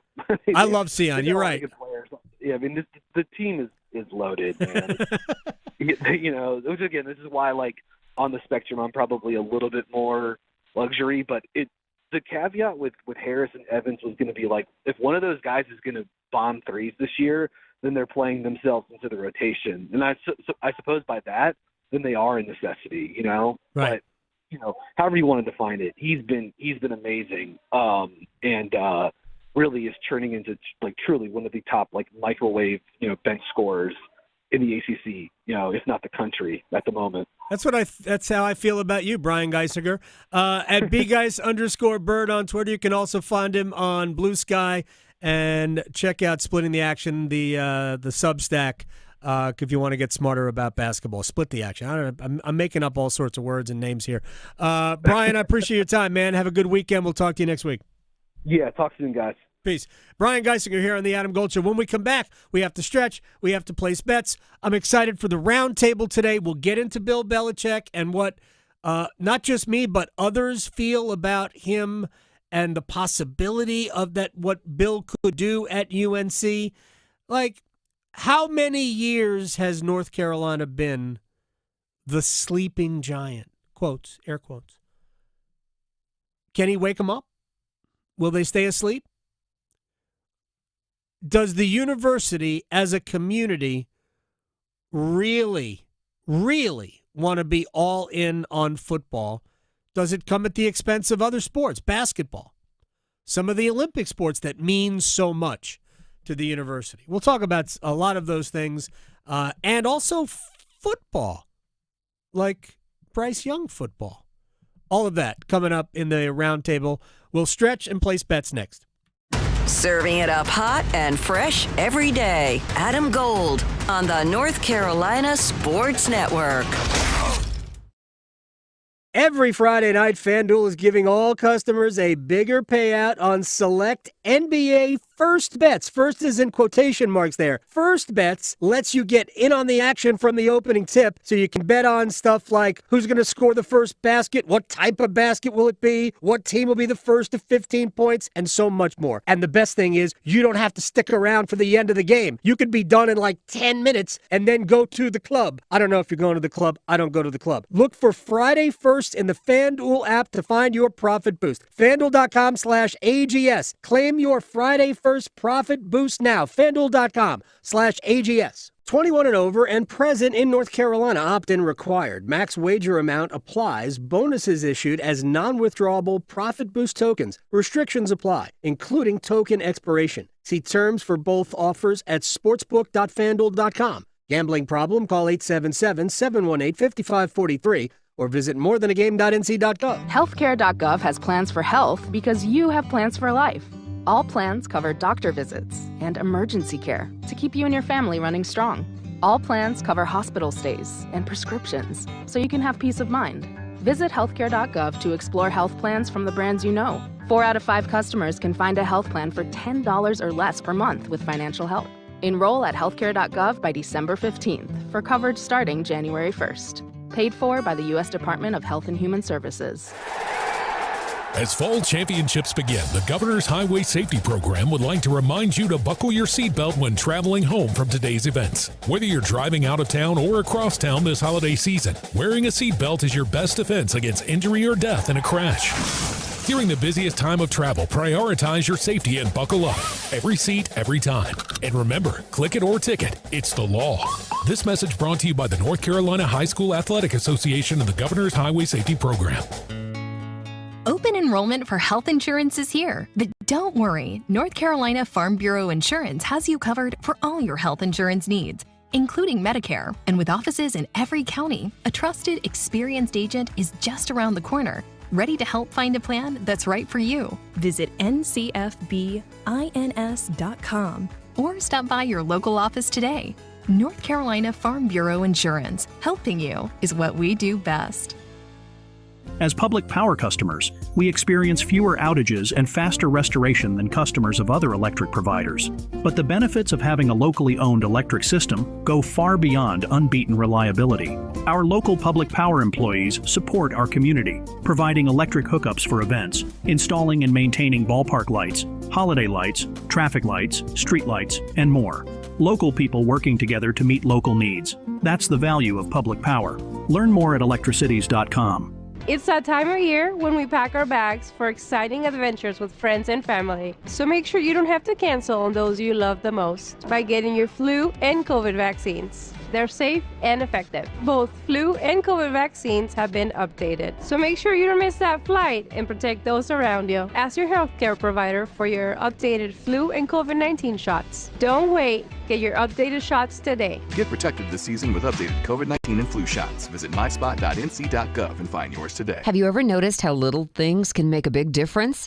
Letting someone with an item or two check out in front of you, especially when you have a cart full.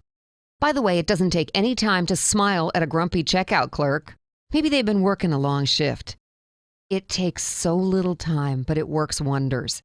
In North Carolina, we have always taken pride in being kind to everybody. Little things do make a difference. Makes you feel better. Makes everyone around you feel better. This is Adam Gold. Dan on Twitter, who you got? Robert Plant or Elvis Presley? That is actually very difficult because I don't want to disrespect Elvis Presley. I think it's Elvis. It's very, very close. And that is an incredible question. The Adam Gold Show.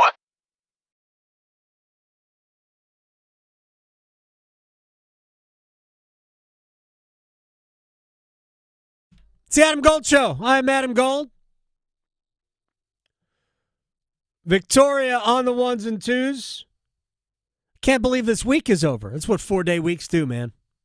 It's not you experienced it. I know. You were not here on Wednesday. I know. I have little mini 2-day weeks. Exactly. Those are the fastest. I know. My gosh. That's the strategy. Right? Take Wednesdays off. I know. I just work a bunch of Thursday, Fridays, sort of. You get extra Mondays, though. You get right. So Yeah. Thursdays are Mondays, but Tuesdays are Fridays. I know. It's a good trade-off. I think. Right? It's a great trade-off.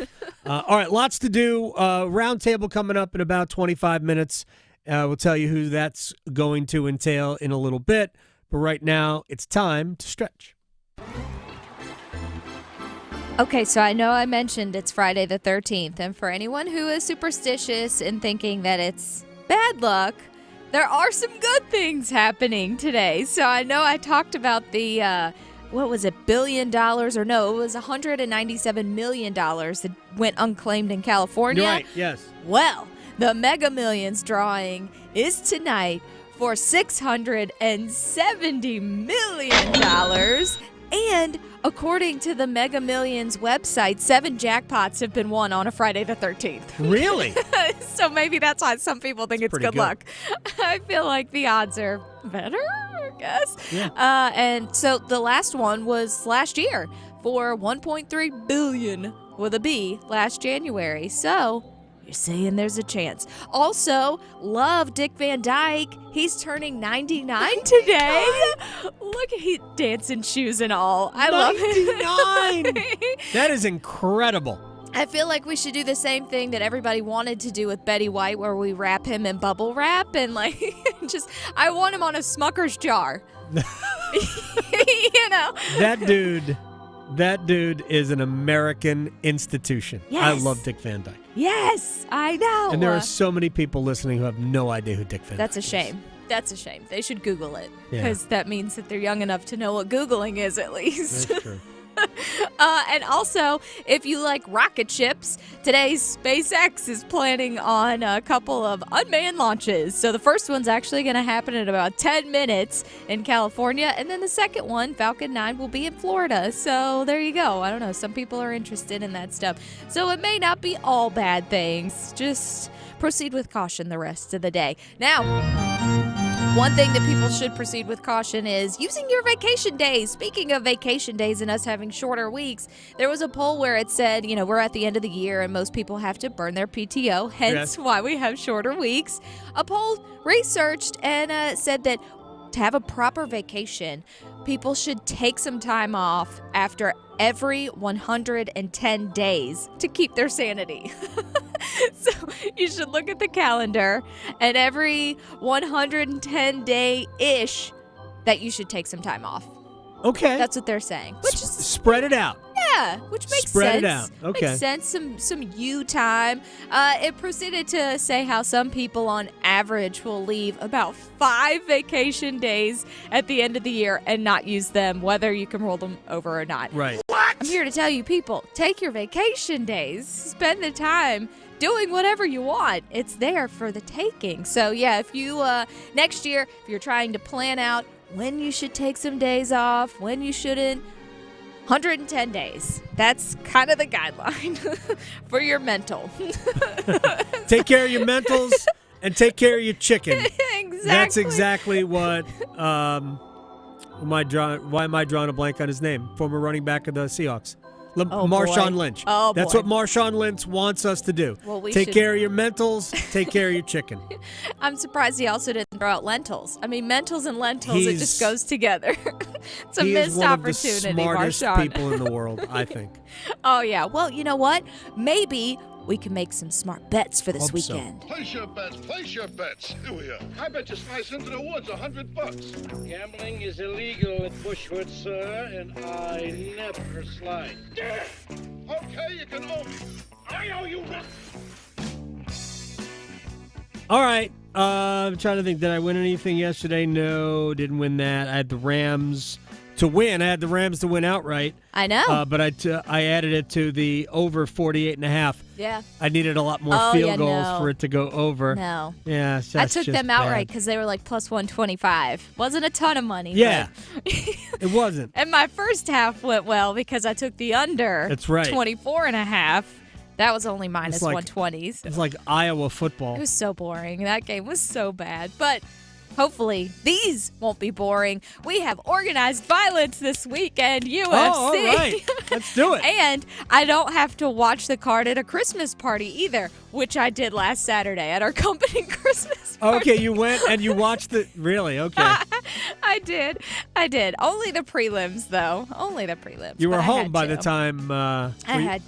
I had to. It was a good one. UFC 310. But this one, Miranda Maverick, she is taking on Jamie Lynn Horth. I think Miranda Maverick, who is great at submissions, will use that tactic this time. So give me Miranda to win by submission plus 550. All right, we have a hockey game in Yes. the Triangle tonight, in the capital city of Raleigh, North Carolina. Hurricanes hosting the Ottawa Senators.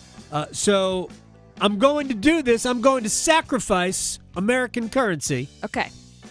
In the interest of getting the Hurricanes a win. So give me the Ottawa Senators outright plus 168 on the money line. So I am going to donate my own money so the Hurricanes win. I'll take Ottawa outright to win tonight. Okay. All right, now, let me just throw in also Jesperi Kotkaniemi. Anytime goal plus 500. He's getting the opportunity. I think he cashes a goal tonight. We need some KK spark for sure.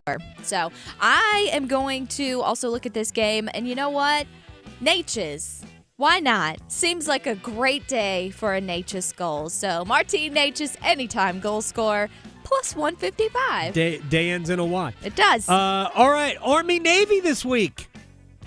I mean, I would do the state basketball game, but I don't see a line because it's not the basketball lines for some reason are not available until the day of. I mean, I could probably dig it up somewhere, but I can't actually bet it.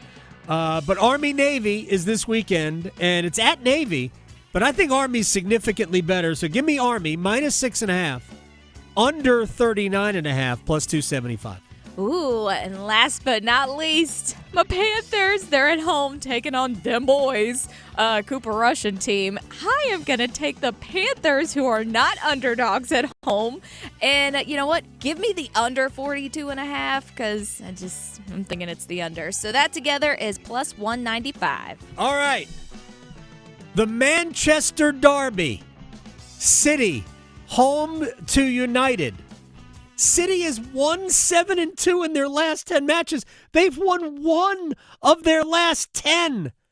United with a road win, an away win for United. And Ruben Amorim, he will beat City for the second time.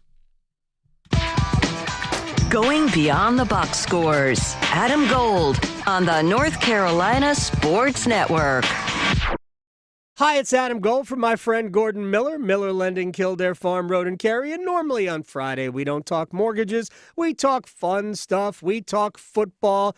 Occasionally, we talk hockey, or I talk about baseball's Hall of Fame. Either way, what we want to do now is save you thousands of dollars. Don't pay closing costs. Truth is, you've never had to. Just took Gordon Miller inventing the no closing cost mortgage back in 1987 to rid us of the scourge of taking thousands of dollars out of your own account and giving it to a bank who has plenty of money already. So here's what you do. When you don't pay closing costs, it allows you to refinance free of charge again without knowing that you wasted thousands of dollars in closing costs.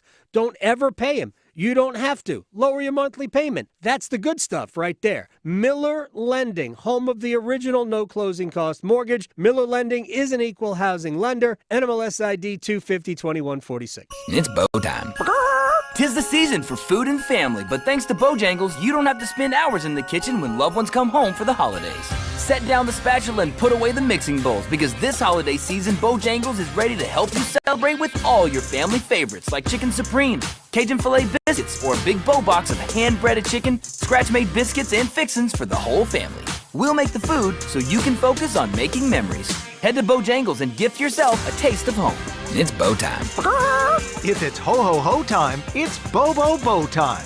Time to order a party-sized platter of that bodacious Bojangles flavor before your next holiday celebration. Choose a Bojangles Supremes platter and get 50 whole breast tenderloin fillets. Or go with a Bojangles dessert platter and get 2 dozen Bo-Berry biscuits, 2 dozen cinnamon twists, or 1 dozen of each. It's a platter full of Bo-liciousness. And don't forget to pick up Bojangles gift cards. Just the right gift for anyone on your list. Hurry, it's Bo time. The holidays are happening at Diamonds Direct. Now through Sunday, it's our last chance sale with 20% off virtually everything. Plus special financing options up to 5 years. Plus special designer appearances. Our 20% off last chance sale ends Sunday. Learn more at diamondsdirect.com. Military veterans and active duty service members, you could become a certified cyber warrior with just 12 weeks of training at My Computer Career. Cybersecurity specialists are in high demand, and IT pros with these skills often enjoy abundant opportunity and a great lifestyle. Protect our people, liberty, and treasured institutions from cyber threats. GI Bill, SkillBridge, and other VA benefits are available to those who qualify. Learn more at mycomputercareer.edu/CWP. That's mycomputercareer.edu/CWP. Looking for a new vehicle? Wilkinson Chevrolet Cadillac Buick GMC in Sanford is one of the only dealerships where you can shop all 4 brands under one roof. Get unbeatable deals on new and pre-owned vehicles. Our expert service department keeps you on the road, and our full-body shop handles any repairs. It's all here at Wilkinson, where quality and convenience come first. Drive with confidence, drive with Wilkinson Chevrolet Cadillac Buick GMC on NC 87 South in Sanford, or online at wilkinsoncars.com.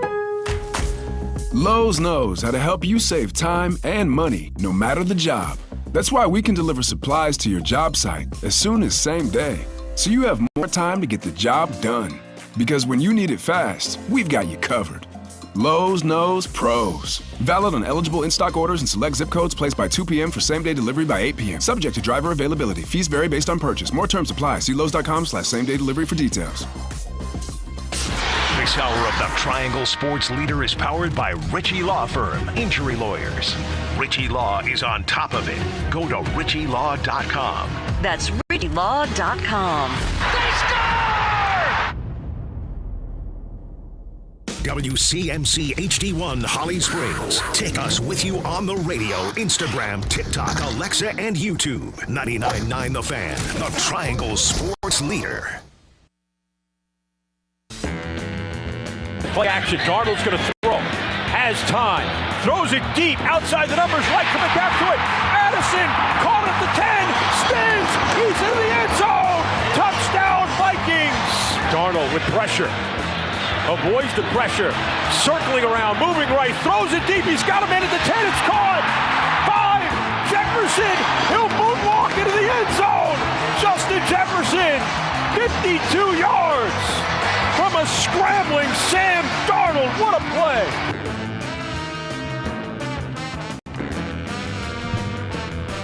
It's the Adam Gold Show.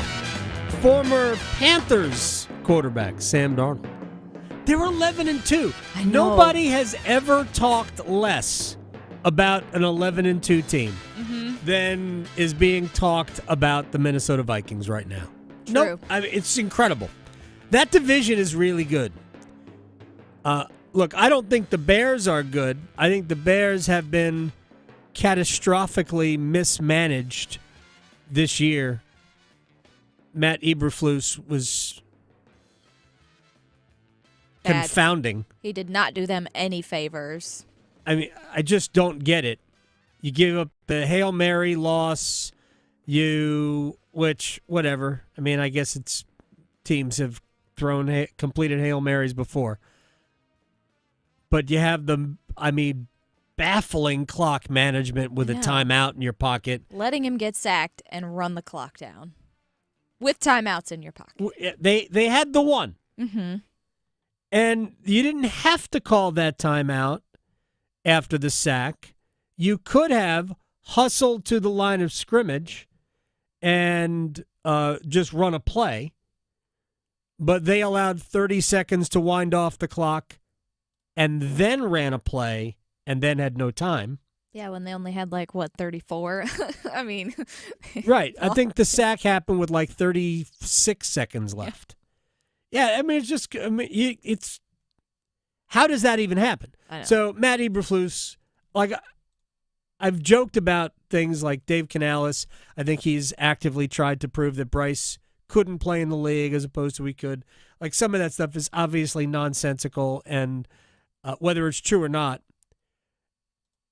Matt Eberflus, to me, either during the game and even more so after the game in the post-game press conference, was acting like a coach who really didn't want the job, who wanted to be fired because he knows he's going to get paid anyway. So, yeah, you know what? I don't want this headache. Mm-hmm. It's dysfunctional. Front office isn't good. We don't have good enough players.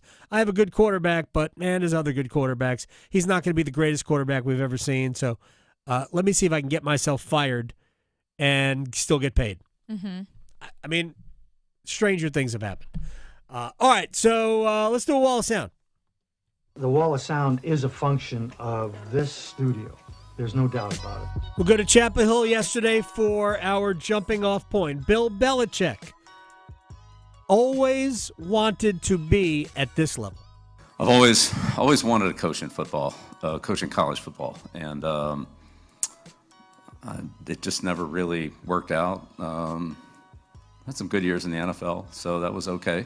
But this is really kind of a dream come true. I grew up in college football with my dad. As a coach at Navy for 50 years, so as a kid, all I knew was college football, and so it's great to come back home to Carolina, and back in an environment that I really grew up in. I mean, he did. His dad was a college coach. He grew up on college campuses. We have pictures of him at Kenan Stadium. He brought the sweatshirt with him, which, gosh, I hope is the original. Yeah, the mothball sweatshirt. But if it's available, I will buy one because it looks really cool and old school. All right, at what point, I think we all got to this point at some point. At what point did Bill decide that he wanted the job? Yeah, I mean, it was, we went through a process, but it was great. Every step of the way was great. The support was tremendous. All the things that I feel are important to having a successful program. Bubba and Chancellor Roberts reaffirmed, and I think they made they've made a great commitment to this program. Obviously, a great university, and I'd say along the way, as kind of things got out, if you will, the amount of support that I got from Carolina grads, former Carolina football players, people that are connected with this university was really overwhelming. And not that I'm any social media expert, because I'm not, but there was an awful lot of, positive feedback from my face and stuff like that, and it was great. Again, so people understand, that's his standing joke about social media. My face. That's what he calls it. I mean, you can find it funny. I do. You can find it not funny. Others do. It's okay. That's Bill Belichick's way. I mean, Roy Williams did that same thing too, right? Didn't he call it Instaface at one point? I think so, yes. Something like that. Something silly. Whatever. It's what old people do. Yeah, It's what we do. Silly. I get people's names wrong on purpose at times. Yeah. Just like give us old people the grace. All right. First coach. He talked about Freddie Kitchens, who will be the coach in the bowl game against UConn in the Fenway Bowl. He also will be his first hire, and here's Bill talking about that. I talked to the players a little earlier, and it was a great opportunity to start to get to know them and start to build the program. And I'm excited to continue that process. And also met with Coach Kitchens, who will be the first member of the staff that we hire, and I have a ton of respect for him, as well as for Mac. A lot of respect for Mac and his career, what he's done. So also look forward to connecting with him down the road. Yeah, it's funny. We stopped complaining about the way Mac was treated. I don't know why that is, other than maybe we realize he wasn't really mistreated, that this whole thing was unfortunately messy, and he was culpable in that. But Mac will be fine. I mean, it was time for him to retire anyway. Maybe it didn't go the way he wanted it to go at the end, but very, very few people ever call their own shot cleanly. And Mac didn't call his. Chris Canty of Unsportsmanlike on ESPN on whether or not this will work. Players just want the answers to the test. They just want the blueprint on how they can maximize their athletic ability and how they can make the most money. And they want to be prepared for when they graduate. And I'm not talking about getting a diploma from college, but I'm talking about going to the NFL. Bill Belichick checks every single one of them boxes. We are in an era in college football now where it is truly pay for play. Not to say that it wasn't in the past, but now everything is on the table. Everybody knows what's happening, and it's widely accepted. So I think in this landscape, Bill Belichick is going to thrive because he's going to be able to assign a value to a player, and he's going to understand what that means. And if the player doesn't produce up to that value, he's going to move on. But the player's also going to understand that. Because guess what? This guy has 6 Super Bowl rings.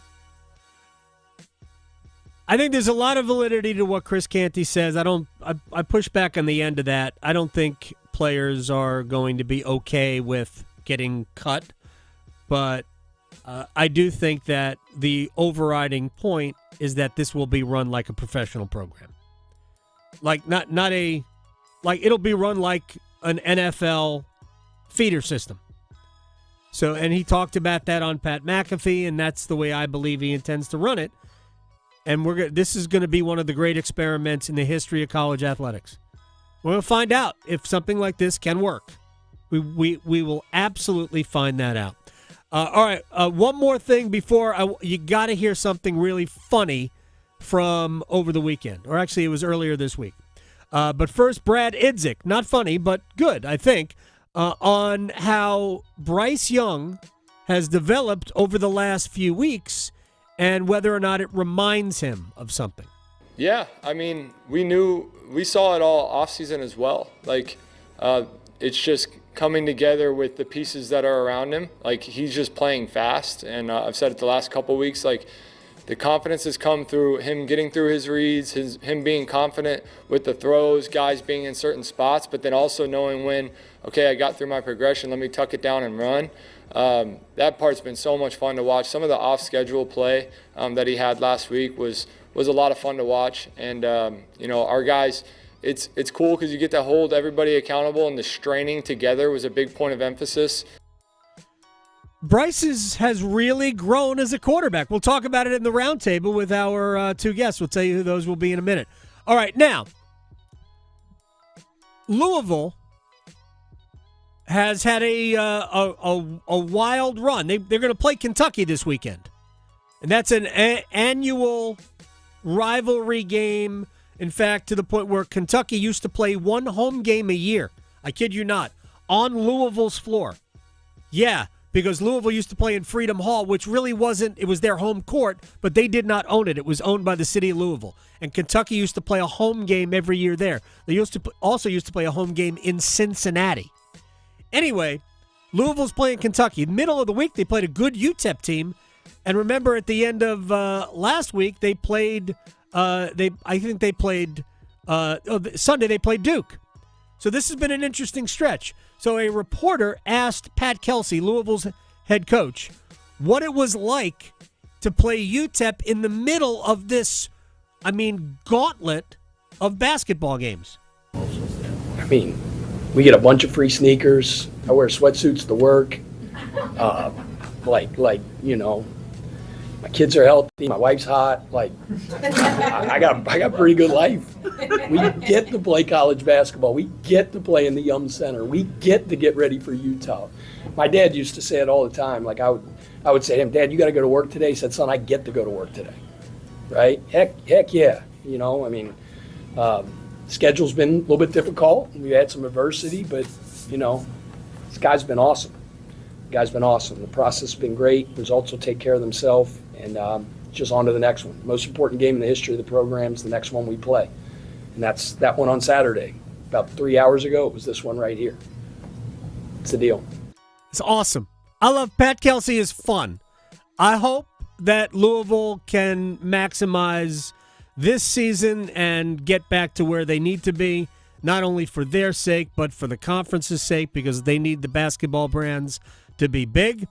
But, man, Pat Kelsey is fun. All right, in the roundtable, we will have Julian Council from the Locked On Panthers podcast and Jeremy Greene from ESPN Asheville. We're going to talk a lot about Bill Belichick and UNC and the Carolina Panthers and Bryce Young. All of that comes next. Raleigh to Boone, Charlotte to Chapel Hill. Your Carolina is covered. Adam Gold on the North Carolina Sports Network. Tonight's forecast calls for Hurricanes hockey. Natchez heads up. Back to Orlov. He scores! A 1-2 punch from Dmitry Orlov. It's 3-2 on Orlov, second of the game. Storm Watch with Adam Gold at 6:30. Puck drop at 7. Back to Slavin. He shot right on. Rebounds out in front. Chance on front. They score! Here come the Hats! On your exclusive home for the Carolina Hurricanes, 99.9 The Fan.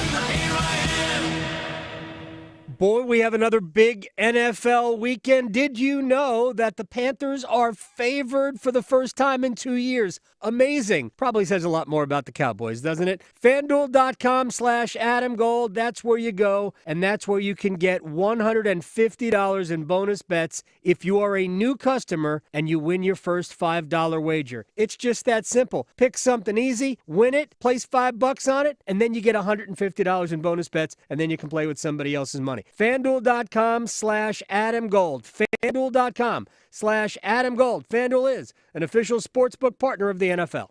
21 and over and present in North Carolina. Opt-in required. Max wager amount applies. Bonuses issued as non-withdrawable profit boost tokens. Restrictions apply, including token expiration. See terms for both offers at sportsbook.fanduel.com. Gambling problem? Call 877-718-5543 or visit morethanagame.nc.gov. Introducing a product that redefines living well. Luxury. Designed to satisfy your wildest desires. Extravagance. Overflowing with suspense, dripping with wealth. Fortune. The $8 million moneymaker from the North Carolina Education Lottery. With prizes that start at $100 and go up to $8 million. Every win's a big win. Whisper.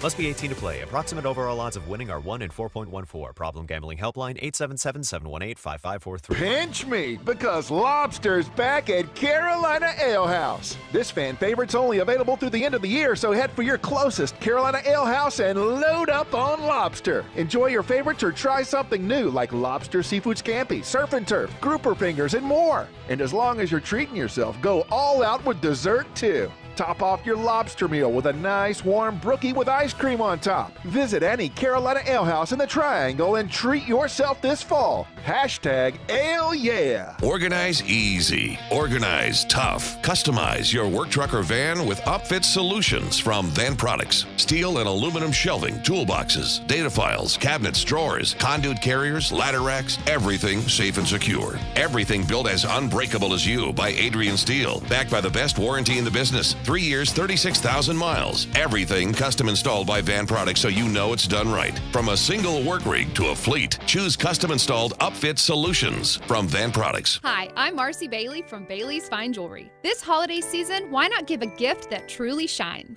At Bailey's, we believe in making every moment special, and our carefully curated selection of fine jewelry is sure to bring joy to your loved ones. From stunning diamonds to designer jewelry and luxury watches, we have the perfect gift for everyone on your list. Gift the magic of a Bailey box and make this Christmas unforgettable. Visit us today in Raleigh, Cary, Rocky Mount, and Greenville. Bailey's Fine Jewelry. Every woman wants a Bailey box under the tree. Meet Cheryl. Hey. She's on vacation and lost in the moment. Unfortunately, so is her Chase debit card. It's gotta be somewhere. Maybe she lost it at salsa night.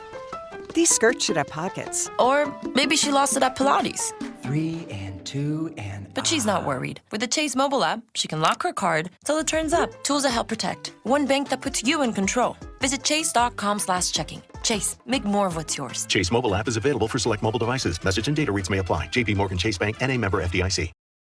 This is Adam Gold.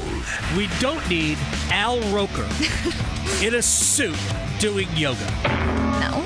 And Al, to his credit, recognized that and said, you know what? I am not getting into Warrior 2. I'm stopping at Downward Dog. There will be no, he didn't get to that. Like, heck no. The Adam Gold Show.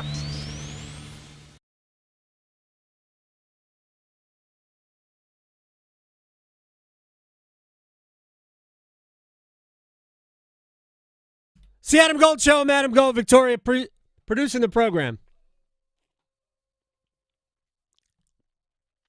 Some days the lips don't work.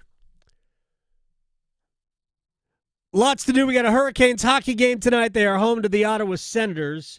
And Carolina just kind of looking for a little bit of consistency in their game. We talked to Rod Brind'Amour earlier, and my opinion is for 2 periods, Carolina really wasn't good. Beginning of the game was good. Got a goal out of it, and then kind of took the next 30-some-odd minutes off. Finally got back to it after the Brent Burns goal to start the 3rd period, and they were great from that point on. That point on, it looked like Hurricanes hockey. San Jose was also very good, and they're young, and they're fast, and they're skilled. And that kind of describes this Ottawa team. Maybe not as young. A little bit more veteran. This team should be winning more games. They have a lot of good players. I don't know if they're great in goal. I really don't. Linus Ullmark will start tonight. There is something that Linus Ullmark has never done in his NHL career. Remember, he spent a few years in Boston, and before that he was in Buffalo. But Linus Ullmark has never, regular season or postseason, beaten the Hurricanes. Ever. Interesting. All right, it's time for the Roundtable. Camelot. It's only a model. Oh, man, this is fun. Victoria and I must have been, like, having telepathy. Yeah. Because I legit thought, like, what do I want to talk about? I want to talk about Bill Belichick, and I want to talk about Bryce Young. And I thought, who would be better to handle those 2 topics than Julian Council, Locked On Panthers podcast? And he is here, as well as Jeremy Greene from our affiliate in Asheville, ESPN Asheville. Gentlemen, I appreciate both of your time on a very busy Friday. So I'm just going to dive right in. So I know saying it out loud over the course of the last week probably made it sound weird, but Bill Belichick is the head coach of the University of North Carolina. So let me start with you, Julian. I know it sounded crazy and maybe still sounds crazy, but is it? Yeah, I mean, Adam, it's all absurd.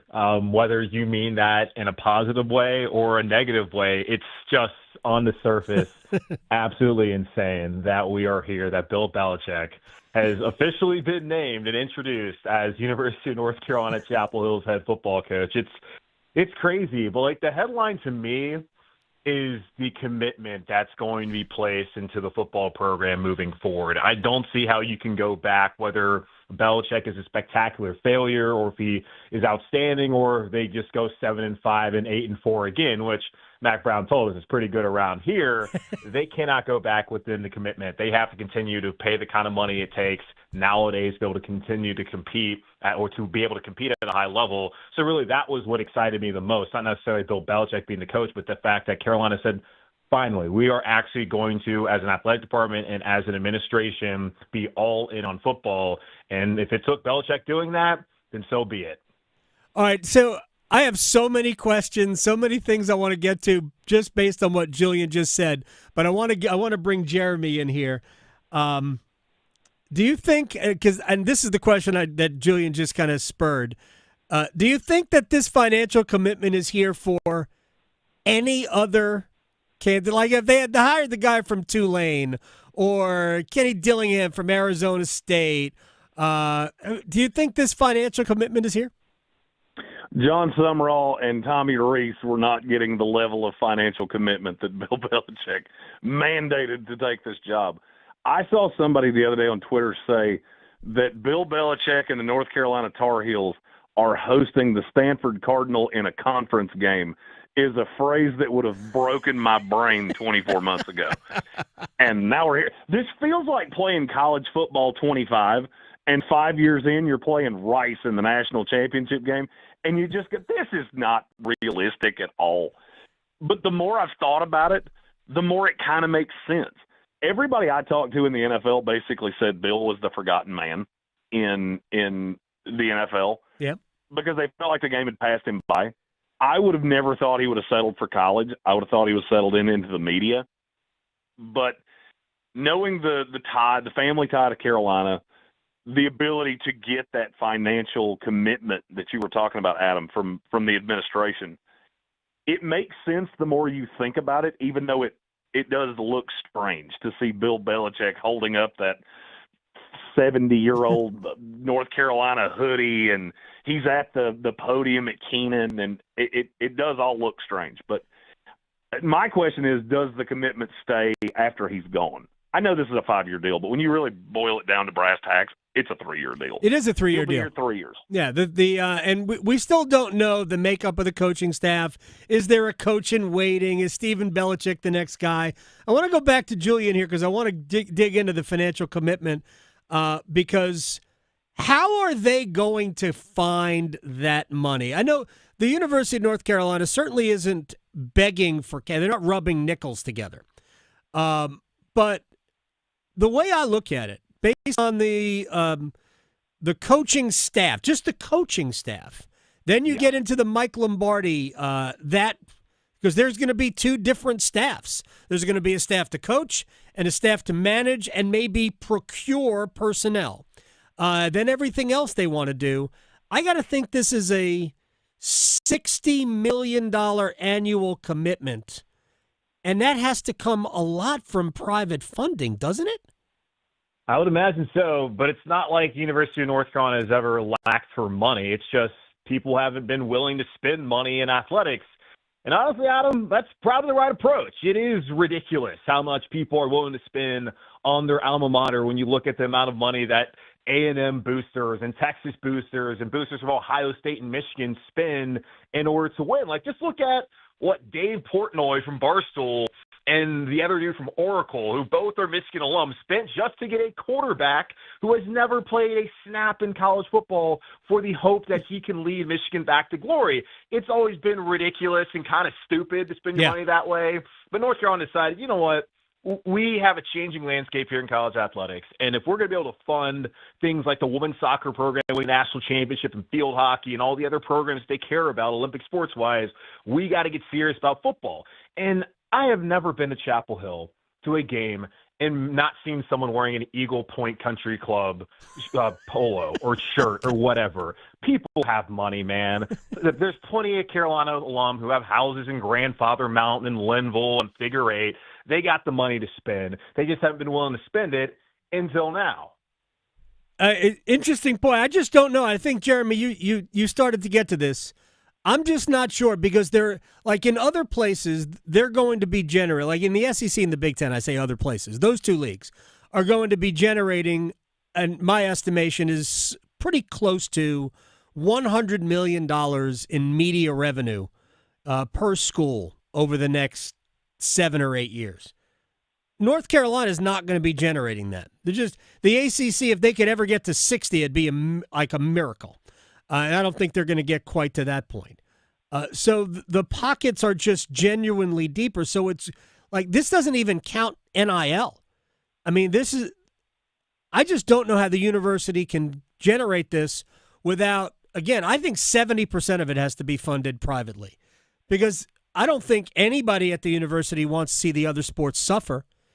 And if the university has to come up with a lot of this cash on their own, those sports are going to suffer. Adam, I think you're going to say that I'm being a conspiracy theorist, and as we have drones flying over Aaron Rodgers' house right outside of the Jets Stadium, maybe I am a conspiracy theorist. But I feel like North Carolina just looked at SMU, that basically bet on themselves and said, we don't need conference revenue. We have to have the boosters that we know have the money of maybe you don't get the second Ferrari this year, but you pony up to make us competitive. And I haven't heard anybody else say this, but it was my first thought when I saw this. This is all about the Big Ten and the SEC. The days of the ACC and the Big 12, you signed your death nail when you sent us Clemson and Arizona State into the playoff. Those two bigger conferences are looking at this going, we don't really have to care what you think. We print money, you don't. And we just lost an Alabama, an Ole Miss, and a Miami out of this playoff because we had to let in Clemson and Arizona State, and we painted ourselves into a corner on SMU. Well, I think the landscape's changing, and it's changing quick. They did that because they needed to avoid a lawsuit. That's how conference champions, the 4 power leagues plus one other, that's how they got in. Julian, do you think this continues after Belichick? I would like to think, like I said earlier, I don't really feel like how you can go back after making this commitment. And coaches who interviewed for this job, and I agree with Jeremy that if it would have been John Summerall from Tulane or Matt Campbell from Iowa State, that this kind of financial commitment is not placed into the program, which is part of the reason why Carolina is continuously, I don't even know if they didn't hit their head on the ceiling throughout the years. That's why they have not been able to win. They haven't taken it seriously. And I don't see how you can say you're a serious football program, you're serious about winning at a high level if you don't continue to back whoever the coach is after Belichick leaves with the same or similar financial commitment, knowing that they're not currently in the SEC or in the Big Ten. And that could change one day, but they're going to need the booster corps to step up and to pay the money in order for this program to carry on past Bill Belichick being here. So we'll see if that happens. I can't sit here and say I'm 100% confident, but you would think that you don't look back after making this commitment, whether it goes well or not. Let me just throw this follow-up, and then we're going to get on to Bryce Young. Do you think it will work? Well, I don't know. Right. I guess, has it already not worked with just the amount of money that's going to be spent as far as with season tickets, and that pricing is going to go up, and they're going to sell that out. They're likely going to sell all these games at Keenan this upcoming season. The amount of interest that is in the program from outside, and the amount of talk about this program is going to be throughout the year, and once you get into the season, and probably playing every game on ABC or on ESPN, like there's not going to be any more CW games, and the fact that again the boosters have already given up a ton of money. So has it not already worked as far as saying that Carolina's serious about football now? Like but to me, two ways it has to work. Jeremy, you can speak to this too. It's got to work in wins. Bill's got to maximize the win total, which is something that has not happened in Chapel Hill. I would say the last time it happened, Larry Fedora was the head coach in 2015, if I could just invoke that name. They have to maximize the wins, and they have to put guys in the National Football League. Anything short, I think it's a pass-fail, and I think the threshold for pass is basically an A. If anything below an A is a fail. It's just not going to be worth it if they're going 8-4 or maybe even 9-3 on a regular basis. If you go 3 years with Bill Belichick and you don't at least threaten for the playoff, I would say that the win side failed. Where you're automatically going to succeed is that you have put yourself into the Florida State, Clemson, Louisville with the money that they have, SMU with the money that they have already shown to have, discussion of when NCAA Armageddon comes. And I feel like it's coming it's sooner than later. You put yourself in that discussion, which opens that all up. I will say this, and I know that you guys go out all over the state, so I'm hoping somebody that can make this happen can hear the sound of my voice. I am willing to be the maitre d' at the first dinner that Bill Belichick and Steve Belichick do, as a man that wears hoodies with holes in it and his son with a mullet show up to glad hand and fundraise with the North Carolina wine and cheese crowd. I will serve you cocktails just for you to let me in that room. I've said this before. I put it out on Twitter. I am excited for the first ACC football media days. I want to see Bill being ushered around to all the radio tables and podcast tables, so he can sit with the folks in Conway, South Carolina. All right, to Bryce Young, and I'll start with you, Jeremy. So I'm trying to remember how long it's been. It's been about 3 or 4 weeks since we've talked. Does he look like an NFL quarterback to you now? He does. I said this on my show the other day. You remember when the draft happened, I was very dogmatic that I liked Bryce Young better than C.J. Stroud. Right. And a lot of people took a lot of opportunities to tell me how dumb I was and how off I was. And as time has gone on, you have seen the leveling off of C.J. Stroud, and Bryce Young is starting to look more like that kid I saw at Alabama without the pieces around him. He doesn't have a Nico Collins. No. He doesn't have a Joe Mixon. He doesn't have a Tank Dell, to be really honest with you. He has Adam Thielen and Xavier Legette, who I like probably more as an interview than I like as a football player, but I do like him a lot. It's just not apples to apples. And the more I watch Bryce Young and I watch some of the high-level decisions that he makes, the throw to Legette that should have beaten the Philadelphia Eagles is a throw that probably not 7 guys in the NFL make consistently. Do I know he can make it consistently? No. But I know he made it in that scenario. He was just let down by the receiver on the other side. That receiver is a 21-year-old kid. As they all develop, do I think this is going to get better? I do. And with reports that Tepper is more hands-off now and letting Dan Morgan and Dave Canales build this team, I have a lot of reason to think that maybe it's not that crazy that I was actually right and Bryce Young was the better of those two prospects. Yeah, I was in the same boat you are. I thought if it was really close, then the 6'4" guy would have been the pick over the 5'10" guy. Julian Council, you do the Locked On Panthers podcast. Are you locked on Bryce Young? Yeah, for the next 4 games, I'm locked on him being the quarterback for Carolina. And then I still feel like after the season, they need to evaluate everything that they saw on tape from Bryce from the beginning to the last, I guess it would be 10 games of him starting, and make a decision on whether they want him to be the guy heading into 2025. And I think based off of how he's played the last 5 weeks, seems very clear that he should be the guy. But we still need to let all of this play out first the rest of the year, and then the Panthers need to make a decision on what they want to do and weigh what other options may be out there. I don't think that in the draft there's options that they could take. And when you look at where the Giants and the Raiders are likely to finish behind Carolina, or at least ahead of them in the draft order, Shedeur Sanders and Cam Ward, if Shedeur would even be allowed to come to Carolina, are just not going to be options for the Panthers. And you look at the free agency market, I don't believe Sam Darnold should be allowed to leave Minnesota, but do you think Sam Darnold wants to come back to Carolina? Maybe. You could go back. So I do think he's played a lot better. And the last few weeks are games the Panthers should have won. And to Jeremy's point, with what's around him, like Chuba Hubbard I think he's a pretty good player. I don't know if he's better than Joe Mixon, but Chuba let him down with the fumble. Yeah. And, the defense let them down because Bryce had let them down the field for the win against Tampa, and there should have ever been a situation where the game went to overtime. Right. And you look at last Sunday, Xavier Legette, who I wasn't really a fan of when they took him. I know he had a great season at South Carolina. What did he do there 4 years when he was down there in Columbia? I don't want to hear about injuries and coaching changes and quarterback play. Like, at some point, you got to do more, and he didn't do anything until the end. So at least he actually stepped up to be able to first-round pick, but so far he struggled with drops. And it's not just the game last Sunday.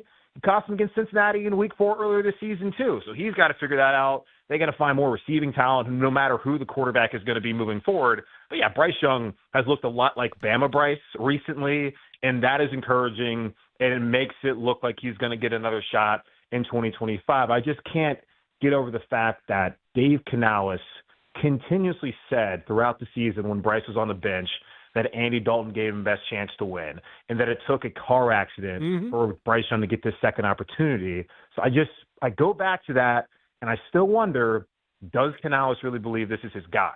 I'm with you, because if Andy Dalton isn't in the car accident, he's still playing, and Bryce isn't, and they are moving on from him at the end of this season. So at the beginning of this whole thing, I kept thinking, at the very least, they have improved his trade value. And I will not be surprised if when the season ends, we get into the offseason, if they move him for a draft pick. I will absolutely not be surprised. But we are seeing, I think, a lot closer to the quarterback that was drafted. Still needs to be more consistent because he does miss some throws, but I think all of them miss throws. And Aaron Rodgers can't make throws right now. That is a horrible, horrible team they've got there in Florham Park, New Jersey. Jeremy Greene, ESPN. Can I say something on what you said about the Andy Dalton car wreck? Yeah. If Drew Bledsoe hadn't had his chest turned inside out by Mo Lewis and Michael Bishop had a hangnail, you would have probably never known who Tom Brady was. 100%. Sometimes things happen, and you're in the right place at the right time. Are you accusing Mo Lewis of injuring Andy Dalton? No. Okay. I am saying Mo Lewis did, who I love as a Jet fan. He's one of my favorite Jets of all time. He did almost end Drew Bledsoe's life and then started a curse on the New York Jets, unlike anything I have ever seen in my life. The pride of the University of Georgia, Mo Lewis. Jeremy Greene, ESPN Asheville, ESPN Draft Nerd on Twitter, and Julian Council, Locked On Panthers podcast. My man, thank you, both of you. Thank you so much. Absolutely. Take care, guys. Thank you, guys. All right, let's hit a break. When we come back, preview tonight. Canes have a big one.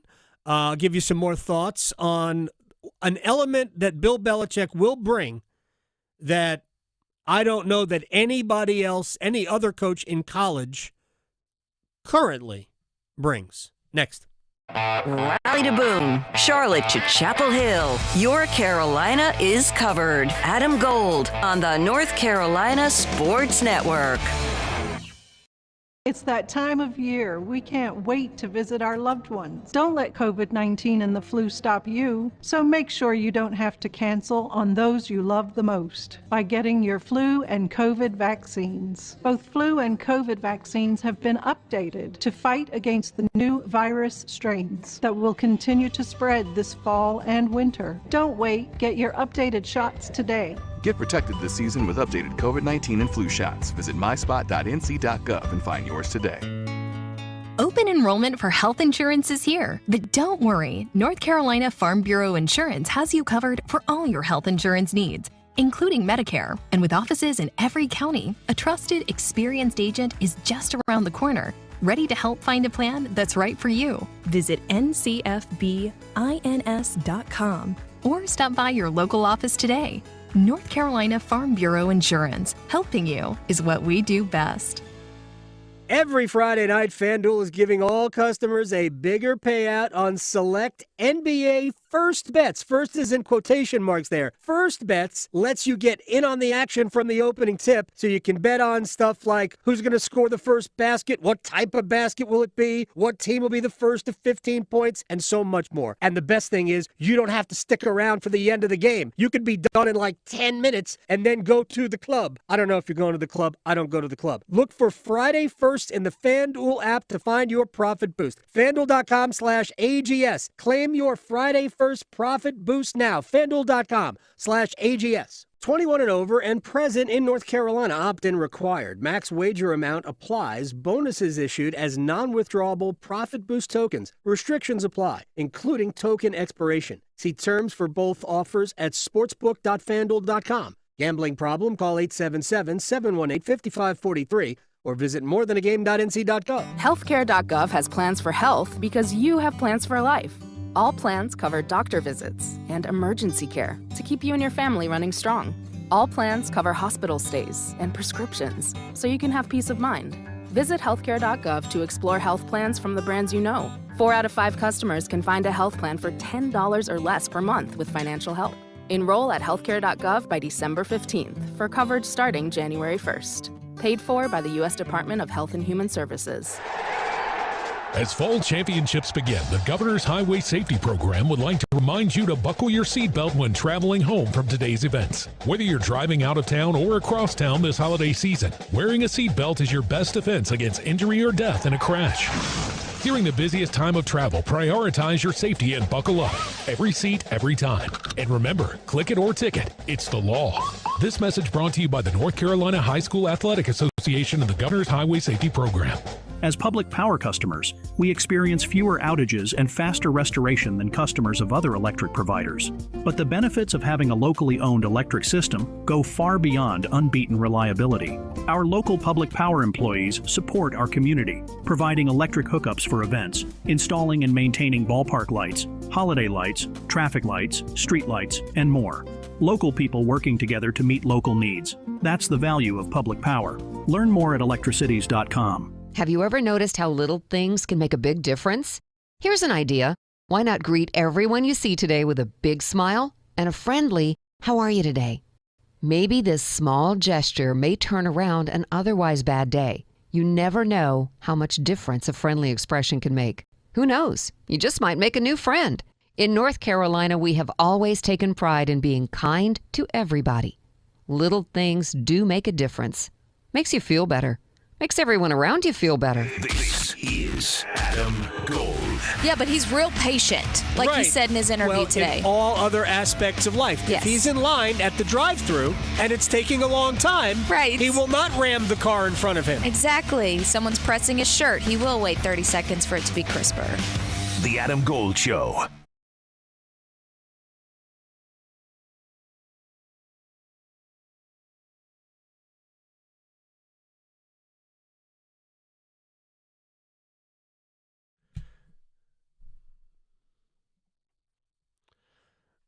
It's the Adam Gold Show. I'm Adam Gold. Victoria's here. We're going to rewind in a minute. We'll hear from Bridget Condon of NFL Network. A little bit about Bill Belichick. We'll talk about Bill in a second. Hurricanes tonight at Lenovo Center against the Ottawa Senators. Second time they have played this year.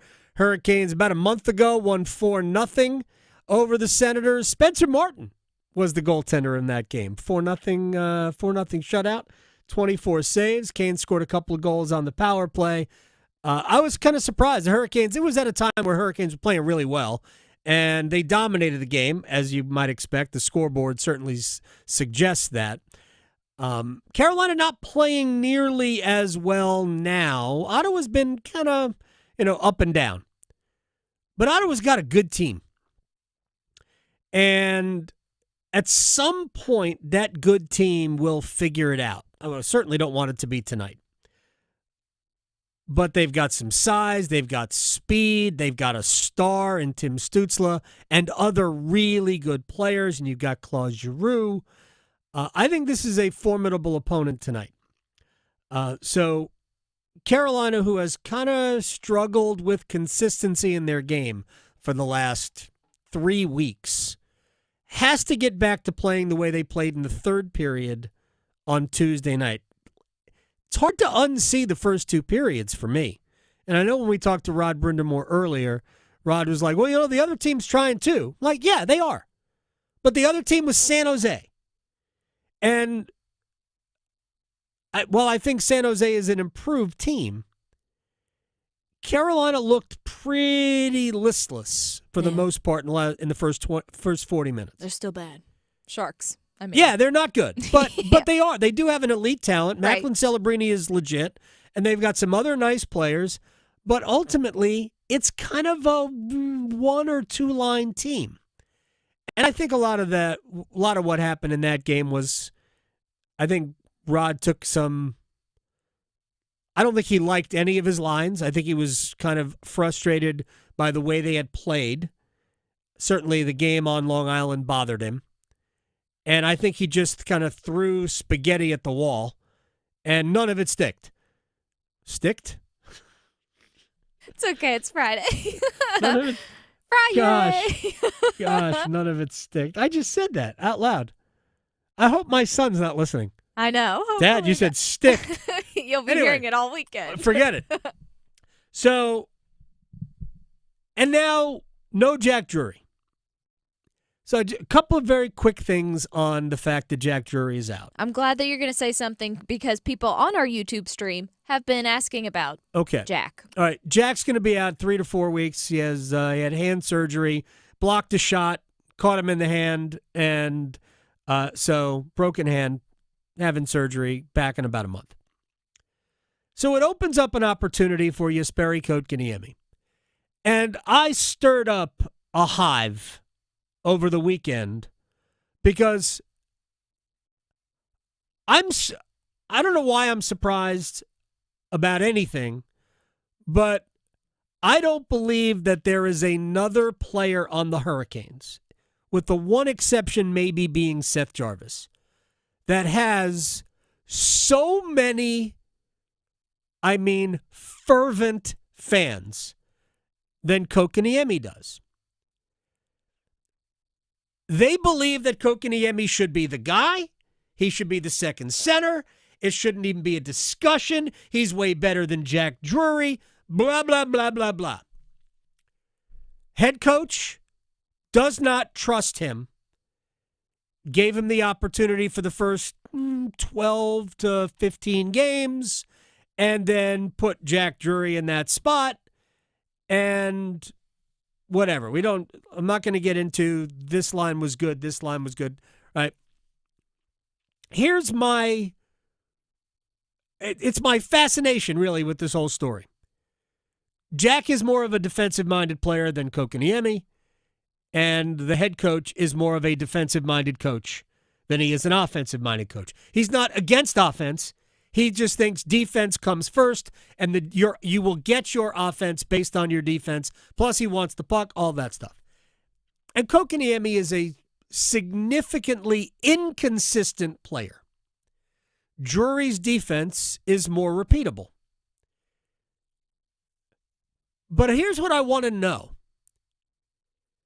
This is the 7th year that Jesperi Kotkaniemi has been in the NHL. 7th year? 7th year.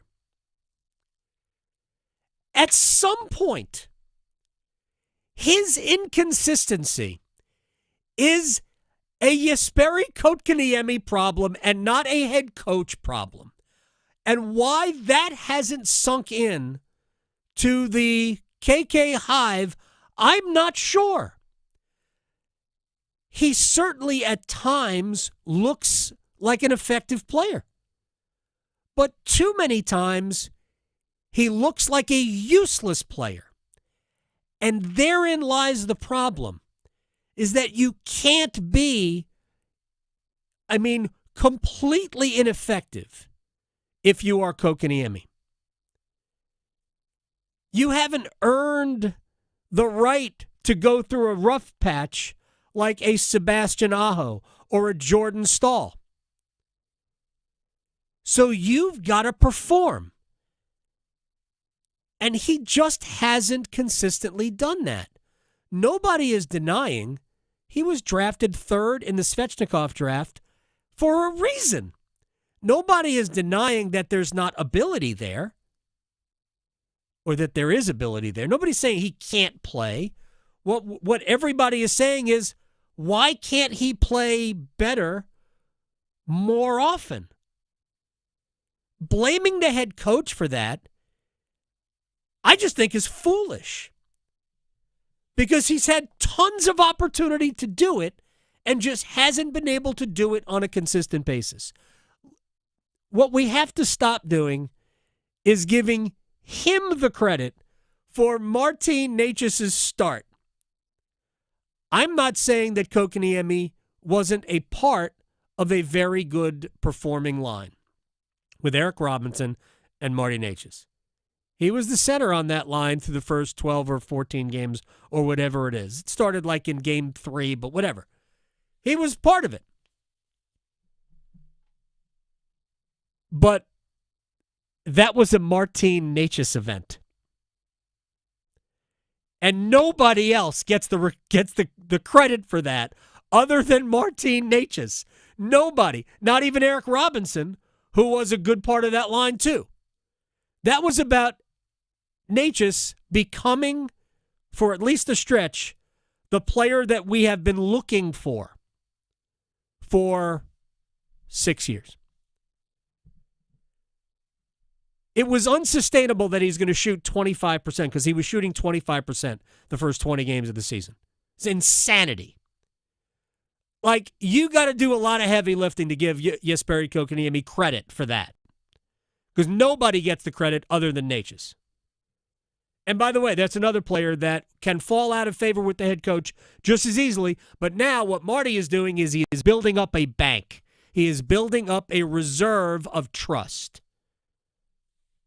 When Kokoniemi can consistently stack performances, he'll get that trust. That's on him. It's not on the head coach. It's on him to perform. I don't even know why this is a conversation, but it is for a lot of people. I don't mean to be. I'm not trying to yell. Well, and we also have people asking about Martinuk. Apparently he got injured in the morning skate this morning. Injured, probably not the right word. Okay, good. I think, this is my understanding, as I said this in the beginning of the show, he took a puck off the assistant captains. Ah, yes. No bueno. I think that's what happened. Mm-hmm. So he was in some discomfort, according to our friend Corey Lavalette of The Athletic, in the locker room after the morning skate, but I don't think anybody is expecting him to not play tonight. All right. I guess, do we have time? Nah, well, why not? We can just play the music. Figure something out. Yeah, it's a rewind. We really don't have time for a rewind. I did want to say this about Bill, and I've said this before. There are two things that Bill Belichick has to do, based on what he sold the university, what he sold on the McAfee show, is that it is going to be a training ground. I like the music. Play the music. Can we keep the music up? I liked it. It makes it sound all so official. See here we go. Now we're good. Exactly. He says it's going to be a training program, an NFL training program. So that's one step, right? Getting guys into the NFL. You know, NC State has had the same issues that North Carolina's had, right? Not necessarily winning enough games. Nobody would say anything different about that now, right? So even in the good years, like, yeah, we could have won one or two more. But I'll tell you one thing NC State has done a very good job of, putting a lot of guys in the NFL. So that's the first thing for part of what Bill Belichick's going to do, right? He said it was going to be a training program for the NFL. From scheme to technique to nutrition to preparation, all of these things that he knows how to do. So that's the first part. And the second part, this is where I think it will have the biggest impact on North Carolina and their football fortunes. Across college football, you have a lot of coaches who are great recruiters and decent coaches But there's, how did you lose that game? Mario Cristobal didn't kneel out a game and lost to Georgia Tech last year. The chances of Bill Belichick ever doing that do not exist. They are 0. So I do think that at the very least, Belichick will maximize North Carolina's win total. And if you do that, you can turn 7-5 into 9-3. Or you can turn 8 or 9 wins into 10 or 11 wins. And now we are talking about a different conversation. So it does start with player procurement, and they have to do that. We'll see how this plays out as the portal stays open, as recruiting goes on. If they can get players, I think North Carolina is going to be in pretty good shape. It's going to be fun to watch. I know that. Victoria, thank you very much. Yeah, have a great weekend. You have a great weekend. We'll see everybody on Monday. We'll pick up the pieces for whatever happened. Good night. Going beyond the box scores. Adam Gold on the North Carolina Sports Network. It's better over here. If you're 55 and up, T-Mobile has an exclusive rate plan just for you. Right now, get 2 lines of talk, text, and data for just $30 a line. That's a 45% savings versus Verizon and AT&T. Plus, you can get one of the latest 5G phones free when you add a line. That's right, a free 5G phone. Experience all this and more on America's largest 5G network. So why wait? At T-Mobile, customers 55 and up can get 2 lines of talk, text, and data for only $30 a line. Just go to T-Mobile.com/choice55 or visit your local store to make the switch. With AutoPay using debit or bank account plus taxes and fees, 45% off 2 lines versus AT&T Starter and Verizon Welcome. Plan benefits vary. Free phones up to $300 off with 24 monthly bill credits and qualifying new line for well-qualified